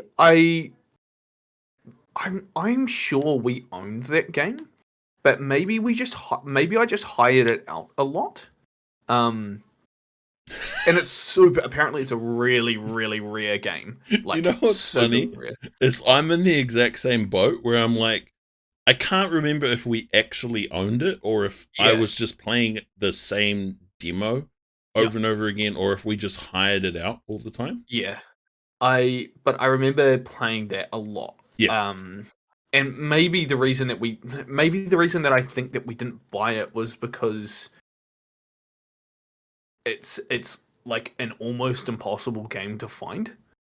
But the Video Easy would have had like a copy of it naturally. Yep. So maybe we just were able to hire it out every time. Now that I've said that out loud, that's probably what happened.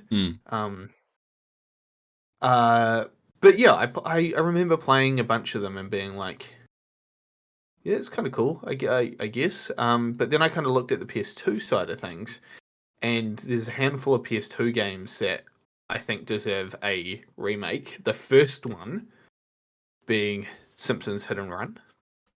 Well, have you seen there's a guy remaking that game by himself using Unreal Engine 5? What are the odds that it gets taken down by well, yeah, Warner Brothers or whoever? Warner's, yeah, by Warner's. Well, Radical Entertainment is the studio that made it, but Warner Brothers will absolutely take it down given the opportunity. But yeah, that was always, you know, I played that game all the bloody time.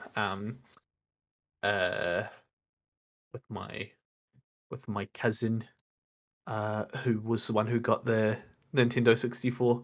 Hell yeah. No, we were lucky, and I guess we still are lucky because my dad plays games, and he's always played games. So when I was little, like when I was like really little, 3-4 years old, like we had a Sega Mega Drive because my dad played games, and then my dad's the one who got a PS1. He's the one who got a PS2, PS3. Yeah. So, like, if I really wanted a game, it's not like I could just ask Dad and he'd go get the game. It was usually for like birthdays and Christmas and stuff Yeah. where Dad would know what games I would want, and then he would also get a game or two from my nan, like, and because she played games as well. So my dad's mum, like, whenever we went to her house, she would have like her PS1 or PS2 playing That's like very cool. Mrs. Yeah. Pac-Man or whatever. So, because she got my dad Grand Theft Auto 3 for Christmas, and like my mum is ignorant, so she has never paid attention to any of the games we played. But Dad has always been like, he knows that me and my sister, like, he knows me and my sister can differentiate between a game and real life. Yeah, So I was like, what, 9-10 years old playing GTA 3, and my dad would come in and see me like shooting people, and he would be a little concerned, but he would know, like, I could tell that it's just a game. I'm not going to go out and start shooting people because I think that's how the world works or anything. There's a real that had just sparked like a little memory in my brain about San Andreas. So we went to my dad's place a wee while ago. When I say, why did I even say that? I was like, we went to my dad's place in like when it was like dad's weekend, right? And this was before I was just like, I'm not going anymore. And so we would pack up our Xbox, our original Xbox, and would take it with us because he didn't hit Sky or anything. So that's all we could do. And we hired out San Andreas. And I remember going to drop the game off after hiring it out. And my little brother goes, "Dad, can we stop there?" And he points at the classic like still shop, the chainsaw and guard, arborist stuff. And Dad goes, "Why?" And he goes, "Oh, so we can get a chainsaw to cut people up with." And he goes, "What?" And I go, "You fucking little shit, you've ruined it for all of us." And admittedly, he was like, definitely not, shouldn't have been watching us play it. We probably shouldn't have been playing it to begin with. But he was like still in a car seat, right? So he was probably like 4. And like all I could do was laugh. And my older brother was like, you fucked us. You fucked us. And so, we naturally were never allowed to hire out games outside of like within our age range, right? But I remember getting one of my mum's friends were, like the classic, like, oh, that's my auntie, not really my auntie, but that kind of beat. Yep. And they were looking after us, and I think it might have actually been around the time where the like mum and dad's divorce was like finalizing. So they were there looking after us, distracting us from the thing, and so we'd go to the warehouse and be like, I really like this game. And so they go and fucking buy us something cool. And I think that's how we managed to get GTA, how we managed to actually own San Andreas. Right. But yeah, that was my interaction with that. So it's pretty funny. We're kind of... Oh, fuck. GTA 3 came out in 2001, so I was 9 when I was playing that game. Yeah, and San Andreas came out in 2006, was it? Maybe in 2003? I remember 2004. The main reason my dad didn't want to get, like, because Vice City came out, he got Vice City because he really liked 3. And then San Andreas came out. We didn't get it straight away, but we rented it and I played it. I really liked San Andreas. And then my dad played it and he didn't like it because of all the extra shit they added, like how you had to eat food, you had to go to you didn't have to, but you could go to the gym to like get strong. And like, he was like, why did they add all this other bullshit where you have to get fit and do all this other stuff? Like, I just want to drive around and shoot people. And I'm like, well, and so he never wanted to get San Andreas. We did get it eventually, but Yeah. He never Yeah. played it. Like, he was just over it. Interesting. That is pretty interesting though. Like, so because we obviously never had that issue because I think my dad played Gran Turismo and that was it. Yeah. Like he only played racing games. From what I can remember at least. Mum, again, super ignorant, didn't know anything about any of it. So like the Kingdom Hearts story, that was very much like me trying to convince a brick wall that this is an important thing that I need to get. And she just couldn't fathom it. She couldn't fathom that is like that would put me higher on the social hierarchy of my group of friends, you know? Like, I need to get this game, Yeah. Mum. I need to know what's going on with Sora. Yeah. And then the first 2 hours I was like, who is this guy? Who the fuck is Roxas? And then Axel shows up, and I'm like, is that a cool name or is that a cringe name? I don't know. Do I like his blade rings or not? What was his fucking catchphrase? I can't remember. My I've sister fucking loves Axel. Like, Axel catchphrase. Not Axel F. Catchphrase. Got it memorized. That's it. He goes, got it memorized, and then he lights everyone on fire. But yeah, you know, I think we kind of transitioned from like what we wanted to remake to talk about what we got when we were kids. that's fine. So I mean that's pretty cool. Basically, we want a remake of GTA. Yes, so that my little brother can ask for a chainsaw, and I can't play it for about a year before we finally buy it. Hell yeah. I'm looking at a few of the other PS1 games and everything like that. I think the issue is that hold on, I'm getting a call from one of my mates. Let's see. Subs 2. We're creating a bit of it, that's for sure. We can't hear him, by the way. All right, he's drinking some beers. Yeah, bees. This is Joe. Who? Who? He goes Joe who? We're probably gonna wrap up in like half an hour, man. Are you at your place? Okay, sick. All right. Then yeah, we'll probably wrap up in like half an hour, but I'll make my way over to John's. Then. All right, love you. Talk to you soon. Okay, fair enough. I'll catch you later, man. Right, bye. He goes, I was gonna do something cool, but I got stage fright as soon as you put the camera on. Good stuff. Good quality content just then. The most highest quality. Yeah. So that's Joe. So he's my he's my best mate. So he's one of the people that I have known since I was like 5. Like we started primary school together. Oh shit, long time. And he's also the reason that I moved to Auckland. So shouts out Joe. Shout out Joe for getting me to move up to Auckland, which then resulted in me getting a job at our current work, which then resulted in me meeting Vic for the first time. Shouts out Joe. There's someone. Someone's got twitch.tv/Joe. See this. He's only got 6K.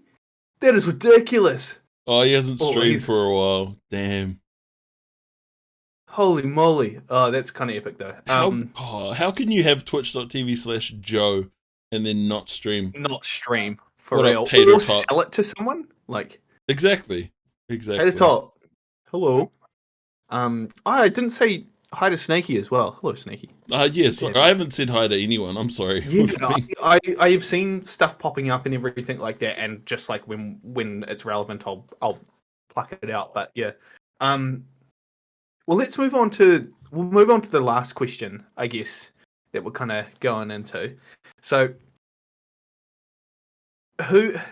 it's weird to think about, right? But in terms of toughness, what are you thinking? Are you thinking like Cloud or Yeah, like so the prompt is who is the toughest. Well, we say main character? Yeah, I guess main character I guess doesn't have to specifically be the protagonist. It can be the villain as well. no, I mean it could also even be like if you're gonna kind of talk about it like the like fighting games, for example. Like you've got Ryu, who's technically the main character of Street Well, I Fighter, guess but you you can could do also look anyone at on the like Street Fighter anyone. roster. Yeah, Yeah, yeah, if you're doing a fighting game, like anyone on the roster. on the But roster. Yeah. who would you want on your team where you're about to fucking rumble some cunts in town and you have one video game character behind you to back you up? It's a, like it's like a person who's like standing behind me ready to fucking Yeah. brawl. Probably Donald Duck from Oh shit. Kingdom Hearts 3. Nah, not really. But This as looks a, like as a good place to find some ingredients. But also, did you know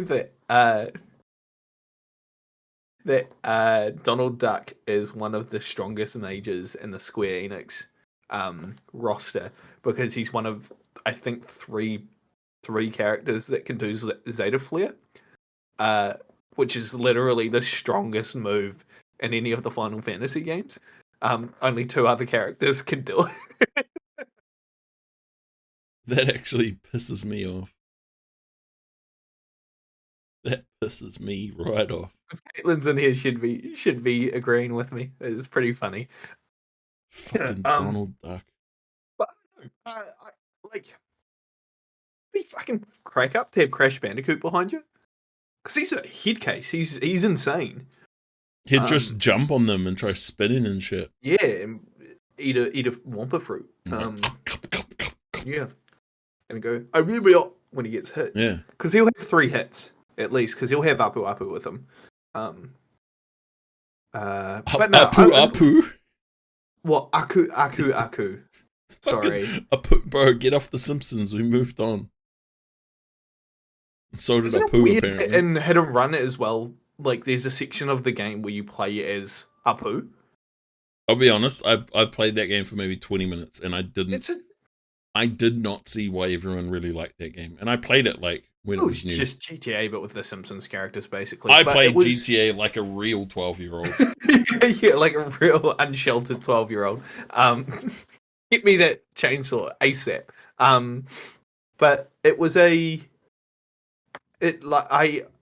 I would say probably, I can only really think of one tough main character. Because most of the time the main character kind of falls into the too sad to do anything, and it's Cloud. It's got to be Cloud, right?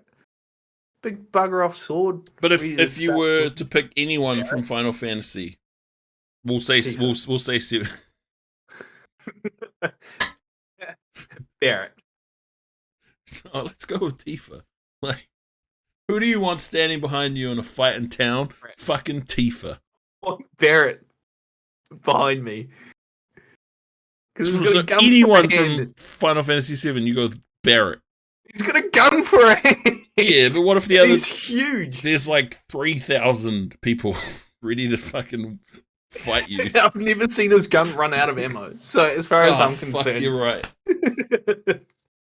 Nah, I feel like maybe Kratos would be a good pick. Yeah. Because he just can't die. Like, he's too angry to die. Well, he literally can't die. Well, he could call me boy, and I'd be like, haha, thank you, papa. And then I wouldn't be a piece of shit like Atreus is. I'd actually listen to him. But yeah, I'd probably say Kratos. Either that or like Akuma from the Akuma from Street Fighter. Yeah, so they made a game. No, it wasn't. Is that what it's called? You know, Akuma he's like a main villain in Tekken now. Yes. That blew my mind because I bought Tekken 7 and I was playing that, and he showed up, and I was like, "What the fuck?" Because they did a bit of crossovers with that. Like, there were a couple of characters in Tekken that got added to. Oh, really? Street Fighter Tekken. not from Street Fighter specifically, but from other like media. Because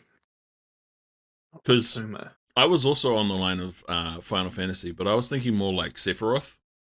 Oh yeah, that's a good call. Because he could just summon a meteor and Yeah, he just blow up the whole planet. and 999 everyone. Mm. 999 And then take his shirt off. Yeah, and then have a wing as well. And have one maybe. wing. Yep. And then have really long hair and like the longest. Because what's a sword? Masamune, is that right? That sounds like it. Let me confirm. As I leave the twitch.tv/Joe tab. Sephiroth sword. Masamune, yeah, that's it. Yep. But it's really like technically like it's a Masamune because it's so long, and I believe that's like a type of sword. So, you know, that's kind of cool. It is approximately 6 to 8 feet long. Jeez.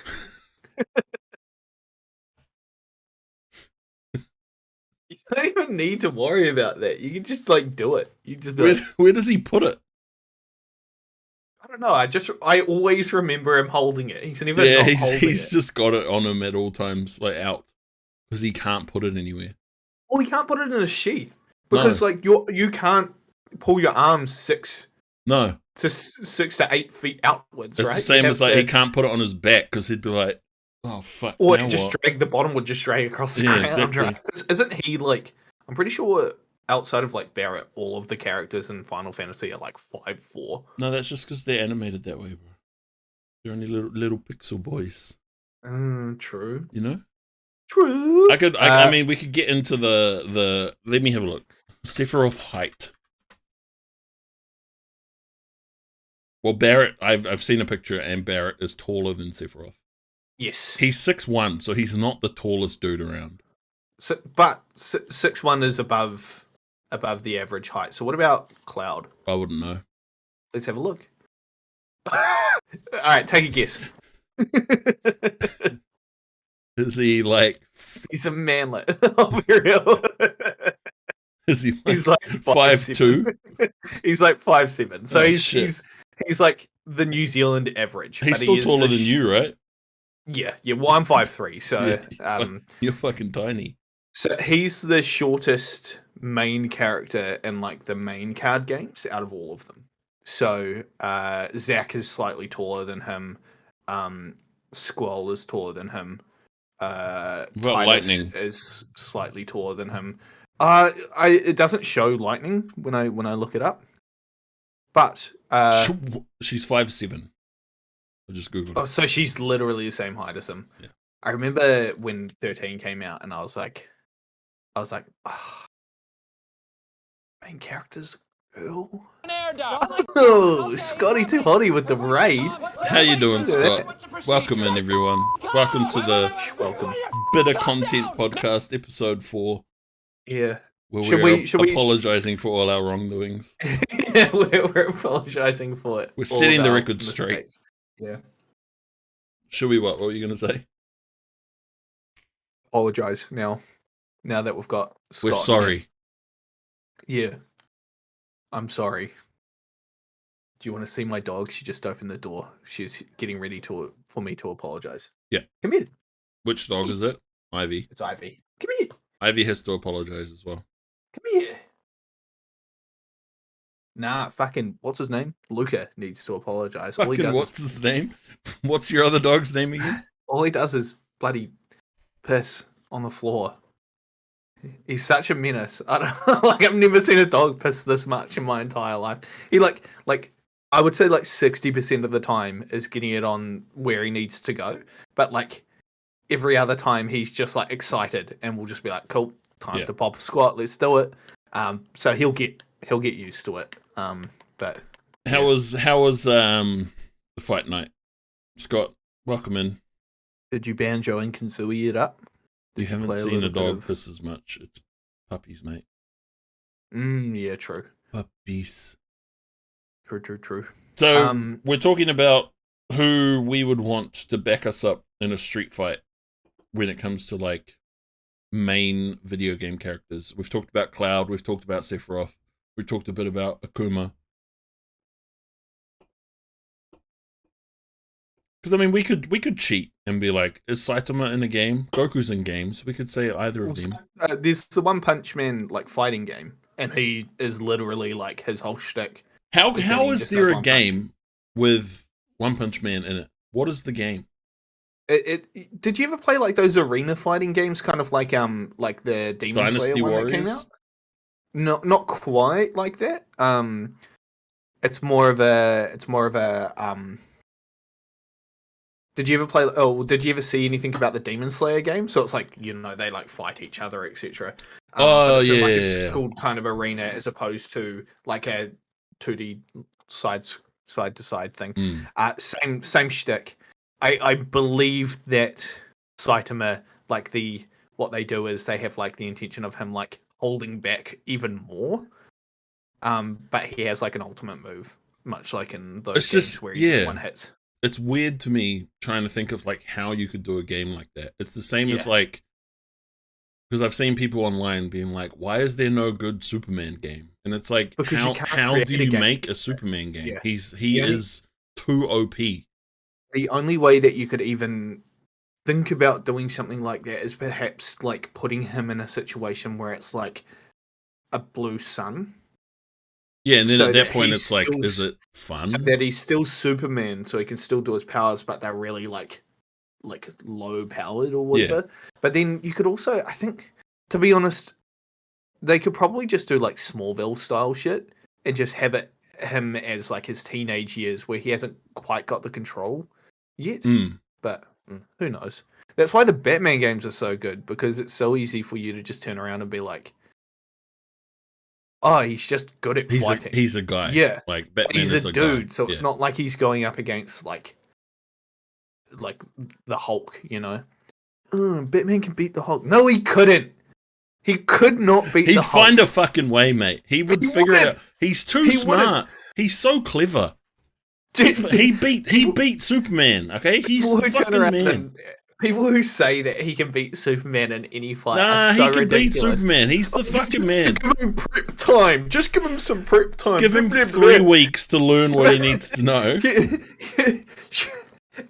So that's the argument in that whole scenario, is that you can't give Batman prep time without giving anyone else it. Whoever he's fighting. Give fucking Bruce Banner all the time he needs, mate. Yeah.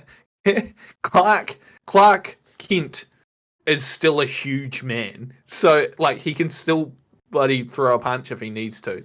He wouldn't be able to beat Bruce Wayne because Bruce Wayne is actually like a martial artist, but he's the world's greatest detective, motherfucker. Superman stares into the eyes of Batman and cuts his brain in half. Cuts his whole brain in half, and that's the end of it. There's no argument in that fight. That's just what he does. The end. Oh, but what if he's wearing his Superman? No. Yeah, he's got his kryptonite sunnies on. It's made out of lead. It's one of the densest metals in the world. He's not going to be moving around very quickly to dodge these lasers. You underestimate Batman. But he's so smart and rich. You know who overestimates, who people overestimate. And don't get me wrong, I'm going to say this right now. One of my favorite, like, genuinely one of my favorite characters of all time. But Goku cannot just solo every single every single main character. It doesn't work like that. No, well, that's why, like, I don't know if you've seen the trailer for the new movie that's coming out. Because the new Dragon Ball Super movie that's coming out seems like it's focused around Gohan and Piccolo, which is why I'm excited for it, because it's about time Gohan got some fucking love. Yeah, because I reckon they really made him. They fucked him. The whole Saiyan Man arc, it fucked them.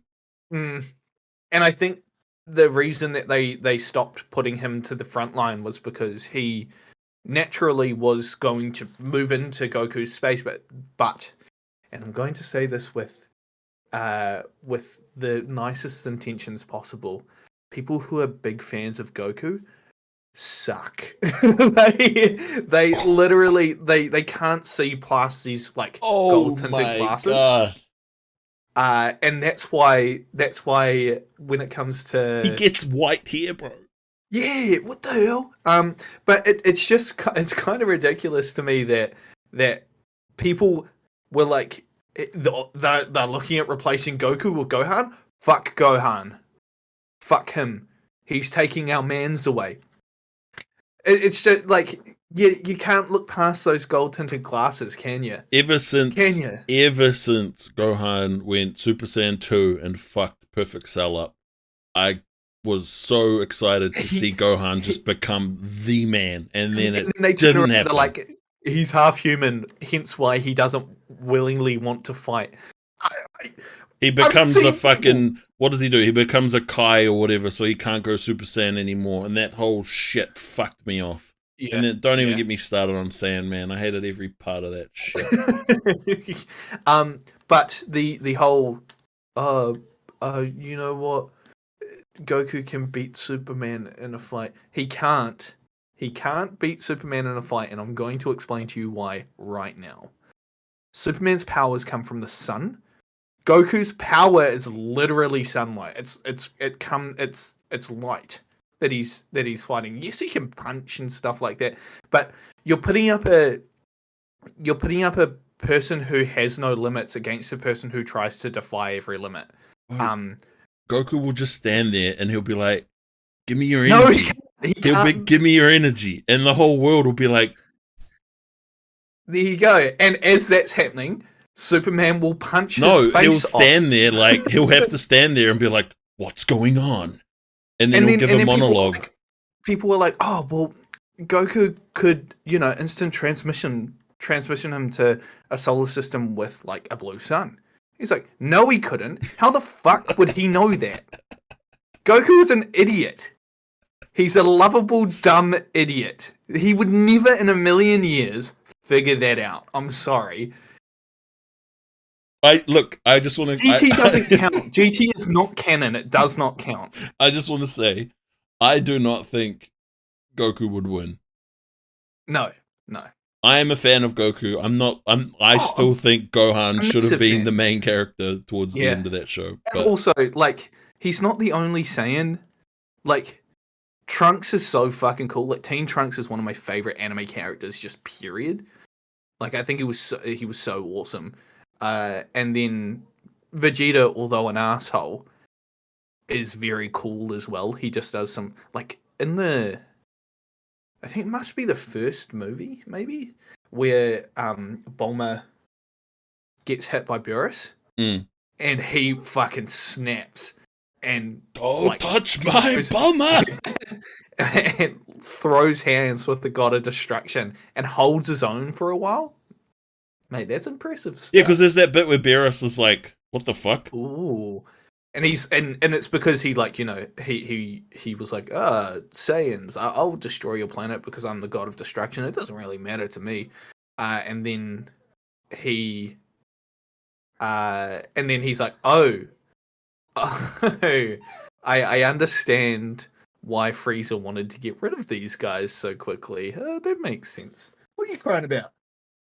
What do you reckon? She needs to fucking apologize right now. What is this? Ivy needs to apologize. Ivy, come here. Come here, please. Hit her with the seer. Come here.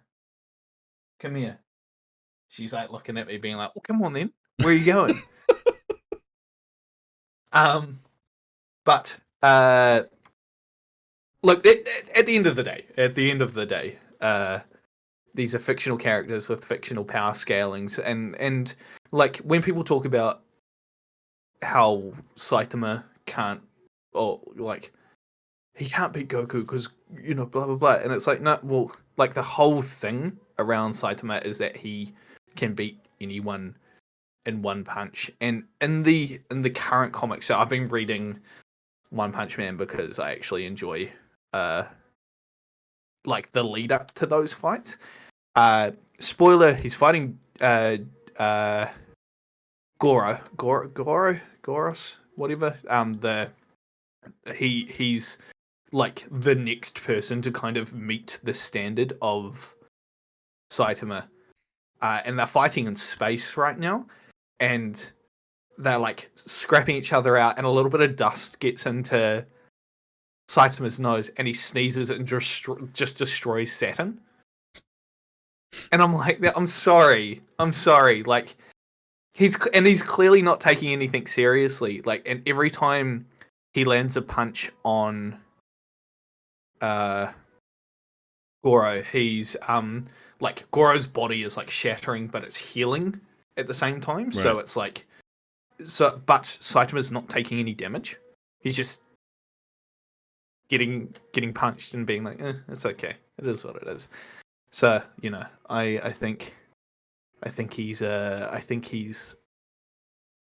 you know, that's his whole shtick, you know? It is. And Goku's whole shtick is that he surpasses everything, you know, and he's an idiot. Lovable idiot, don't get me wrong. But I think you know, you're putting up people against people in different power scalings and different power levels. It's like, I haven't watched or read any of Bleach, but I know that the way that the power works is if you don't have a Bankai or a you know, like a high soul level, I think that's what it's called, or something like that. Like, there's this like dense weight, like the gravity around people with that power is like immense, like really, really powerful. And Goku doesn't have that. So in that case, then would he just like walk up to the main character in Bleach and then just like collapse because he can't handle the power? The answer is yes, technically. Yeah, but then he'd find a new Super Saiyan limit to reach. Yeah, exactly. Because that's what happens. Spiritual presence. That's right. But yeah, it's a. And his hair would go purple this time. Purple? Yeah, probably purple. Yeah, and then he'd be like, "I am Ultra Super Saiyan God 5 Instinct Plus, and then, plus Ultra," and then he becomes All Might. And his tail grows back. Yeah, that's how you know. And then his hair also grows like 20 times longer than it usually is. And then the background music is Linkin Park Crawling in My Skin. Oh. And you're watching it on YouTube. Yes. And then the next video is the Xbox 720. And then down in the corner it says unregistered hypercam. And you're like, oh, fuck. It's happening. And you can't believe what you're witnessing, but you just hold your hands up because you have no idea. And then you need to go for a piss, and you practice going Super Ultra Mega Saiyan Instinct 5 Plus Ultra. It just gets all over the toilet seat, but you're 10, so you don't give a fuck and you don't clean it. And then you walk around going, because all the electricity is just coming off your body. And you step on the ground and the floor cracks, and then you take another step. Oh, on God, that's so dope. Hell yeah. I think we've decided who we want behind us is Goku. It's Goku. But it's Goku Ultra Super Saiyan God 5 Instinct. Shit. Well, look, we're going for about 2 hours and 15 minutes. Do we want to do our rating and then what we would recommend people look at over the next couple of days? What rating? Rating what? I don't know. What's a bit of content that you've consumed over the last 2 weeks that you want to give a rating for? Oh, there was hold on, I think I favorited it on YouTube. It's completely left field. Not in any shape or form the content I would usually recommend. Mm-hmm. I don't know if you guys are familiar with a channel on YouTube called Yes Theory. There's a channel on YouTube called Yes Theory. They have another channel as well called Seek Discomfort. But the whole thing with them started however many years ago, where they just decided to say yes to a whole lot of stuff. it has evolved a lot since then. But they uploaded a video last week, or I'm just bringing it up now, 5 days ago, where one of the guys from the channel spent 7 days in Syria, just to see what it's like. And obviously, as people not in Syria, all we really know about Syria is all the bad shit that's going on there. And they do this stuff where they go and dive into different countries and cultures to see what it's all about. And this video was fucking awesome because it showed how fucking cool the people in Syria are and how they're just getting on with their lives even though all this real bad shit's going on, and how there's a lot of fucking, like, because Syria has two of the two oldest cities ever in Syria. Yeah. And they went to this like amphitheater, which is the oldest amphitheater in the world, and because it's in Syria, they don't get tourists, so they were the only people there. And it's fucking insane, and just the amount of history that there is in places like this, which you never really think about, because again, all you ever see about Syria is like, oh, there's been another bombing, It's or war. Yeah. There's a civil war going on between ISIS and everyone else. Factory exploding. Yeah, and they went there as well and just showed how it's just fucked everything up. But everyone who lives there is just getting on with their lives, doing what they can. It's so fucking weird that fucking happened. Yeah. And everyone was like, holy shit. And then like now I'm just like, where was that again? Like, it's weird how the world works like that. We just forget shit. It is a very long video. It's like 45 minutes. So I'm going to post the link in the chat now. But I would recommend giving it a watch. It's really cool. I'll chuck it on my favorites and I'll watch it a little bit later on. But that's my recommendation for the week. Very cool. The channel is also cool. Like, they've got a lot of stuff on there that they just they do heaps of random stuff. Yeah, it looks like they're like, oh, I spent 96 hours in Afghanistan. Yeah. I spent 50 hours in a country that doesn't exist on a map. Yeah. Crazy. They do all this random shit, and it's always like feel good stuff. Yes. Cool. That's real cool. So that, I guess, is your recommendation. That's my recommendation. I have been trying to figure out what I want to recommend as well over the last couple of days. I'm a bit, for lack of a better word, I haven't had much, or lack of a better phrase, I haven't had much opportunity to consume anything over the last 2 weeks because I had to go home and all that stuff. Yep. But I have, I think, you know what, I might do a YouTube video as well. So, Scott, if you're still in here, you'll know who I'm talking about. But there is a YouTuber who I think is, he does some really, really interesting video essays. Mm-hmm. And he recently did one, and I jumped into your stream and had a quick chat about it.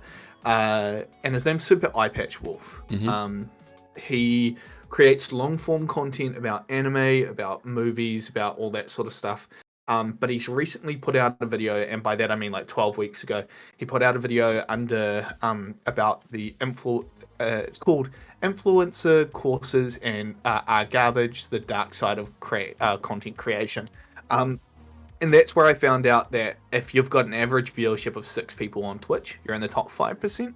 If you've got of Twitch streamers, if you are in, if you have 50 active viewers in your stream, you're in the top 1. So that's kind of like, that's crazy to think about, right? The difference in numbers. But he goes through how, like, a lot of people talk about being like, you know, I've cracked the algorithm, I've cracked the code, and all you have to do is pay me $400 to figure out how to do it. And he just talks about how ridiculous that concept is because the algorithm changes so quickly and so often, and just that, like, he goes through a bunch of detail. He does a bunch of courses, or tries to do a bunch of courses. So he does the tries to sign up to the Jake Paul one that he did, the didn't Ninja do one? He also did Ninja's one as well. Ninja's one, so I remember watching his video when he announced it. I was like, yeah, this is bad, my dude. But he also is a big fan of he's a real big fan of wrestling, so he does like videos on that too. Nice. Just lots of really cool stuff, like and stuff that I find super interesting. And for ages he didn't put himself in videos, and then he put himself in a video, and because he's been doing martial arts his entire life, basically, he said that Vegeta was his inspiration for his martial arts. He's actually kind of like jacked.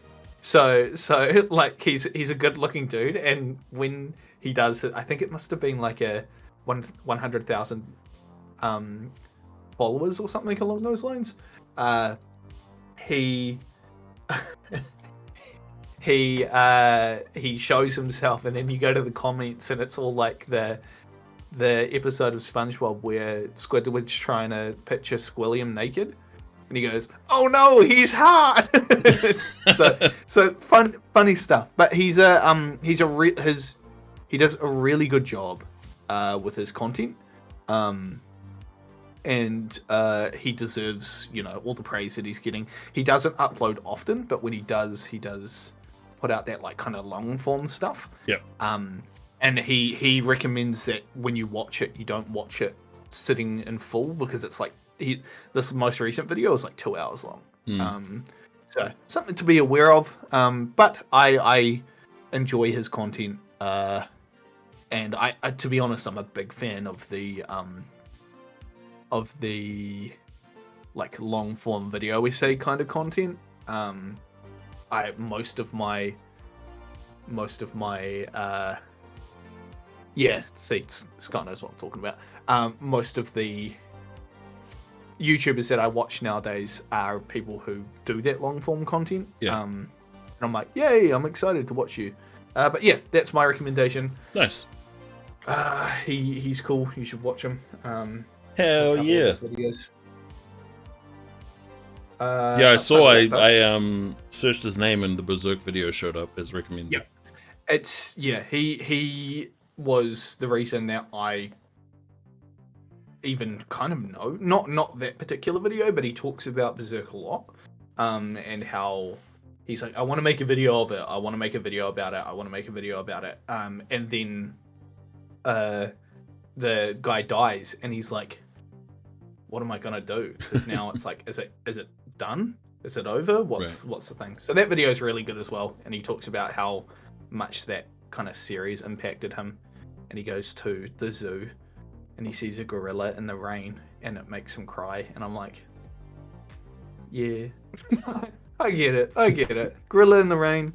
Wet gorilla. Man who made so dessert sad. die. Why he wet? Why he wet? Why he wet? Someone give him umbrella. You know what? My gorillas S tier bit of content. There we go. We got him. Oh yeah, nice. We'll take it. Yeah, that's my recommendation. Cool Hell stuff. Yeah. Nice. Well, thank you everyone for tuning in and listening and taking part in Bit of Content podcast episode 4, where we have set the record straight. Yes. And we have apologized to those we have done wrong. Yeah. We're sorry. Truly. Yeah. We hope you'll continue to support us. Can you bring up that clip real quick of the gorilla? Yeah. Hey, can you bring up that clip real quick of the gorilla, Brian? Without the umbrella? Have you seen that just real quick? It's a horrible thing to finish on, but I'm going to say it anyway. Okay. It's funny. But there's this video that I saw on TikTok of a gorilla fighting another gorilla in an enclosure, and in the background you just hear a guy go, like, to try and tell them to stop. And I was like, what are you, like the most dad like stop thing? And I was like, what the hell? And hey, so it brought me down cut it out. It brought me down this rabbit hole of like zoo animals doing like crazy shit, and one of them is a bunch of chimpanzees find a like raccoon in like the water around, like it had broken into their enclosure basically, and one of the chimpanzees is like, oh, and he grabs it out of the water, and everyone's like, oh, he's saving it, and then he just starts going and like swinging it around, and like he's just like throwing it at the other gorillas, and it's like dead at this point, and they're just like fucking like playing with this mutilated like raccoon corpse. And people are like, someone needs to stop this, and like, what do they mean to do? There's like 12 chimpanzees, like one chimpanzee. Imagine if we taught chimpanzees how to lift weights. Oh, I don't want to imagine that. Have you seen that picture of the chimpanzee who like lost all its fur? Yeah, and he looks like a jacked like old man. Yeah, like because the skin's still kind of like, and like imagine if we taught them how to lift weights. Jamie, pull that up real quick. Jamie, can we pull that clip up with the hairless gorilla? But I think that might be us. Before I start going down gorilla talk and start talking about all things epic. But hey, that's bit of content, episode 4. Like Vic has said, we have set the record straight. Our enemies have forgiven us, but have we really forgiven them? No, you know, we never will. No, they know what they did. You know what you did, Scott. Follow all of us on our social medias. We're going to be uploading this on Spotify. This is the first episode that's going up on Spotify. Kind of epic, not going to lie. Shouts out to that. Hey, I know that you can rate things. Rate our podcast a big old 5 stars, and we'll give you a big wet kiss. Okay, cool. Yeah, give us a rating. I'll put it up on Spotify at some point. I'll edit out that part where you disappeared for a bit. But epic. Yeah, good idea. Get that sorted. And outside of that, we'll be uploading this the actual face cam stuff to YouTube. Probably tomorrow, maybe. Who knows? I always rewatch them because I thought I hated the sound of my own voice, but I like when it sounds a little bit more natural, you know, as opposed to like when I had to listen to my calls at work. Right. Yeah. And like my customer service voice is very different to my casual talking voice. Welcome to Sales and Service. You're speaking with Marcus. How can I help? And then, of course, sir. I can get that sorted right away. They go, listen here, dickhead, and I'm like, I'm going to hang up the call if you swear at me one more time. Why is my premium gone up so fucking much? Oh, you've had 3 crashes over the last 2 years, sir. That's not my fucking fault, is it? It's always the other bastards. That's not what our records show. But that's going to be us, I think. I might be back tomorrow on my channel to do a little streamy stream. We'll be playing Fable. Hell yeah, Fable. If not, though, I'll see you guys on Monday. Vic, anything going on your side of things? Nah, not really. I'll be back on Tuesday for some more Sekiro. I won't be around tomorrow. We've got Megan's grandmother's birthday thing tomorrow. Exciting stuff. But yeah, thanks for hanging out. Be sure to check us out on all of the socials. Instagram, we are Bit of Content Official. Yeah. TikTok, TikTok, it's just Bit of Content, and YouTube, you should be able to find us if you search Bit of Content as well. Yeah. I have been Vak. I have been Marcus. Thank you for hanging out with the Q. Yeah. Spelt like you're queuing in a line. Yes. Not the letter Q. Not Marcus. Marcus. Anyway, that'll be us. Have a fantastic rest of your afternoon, evening, night, all that good stuff. And we'll catch you guys on the flip side. Take care, you bastards. You bloody bastards. Yeah, fucking bastards.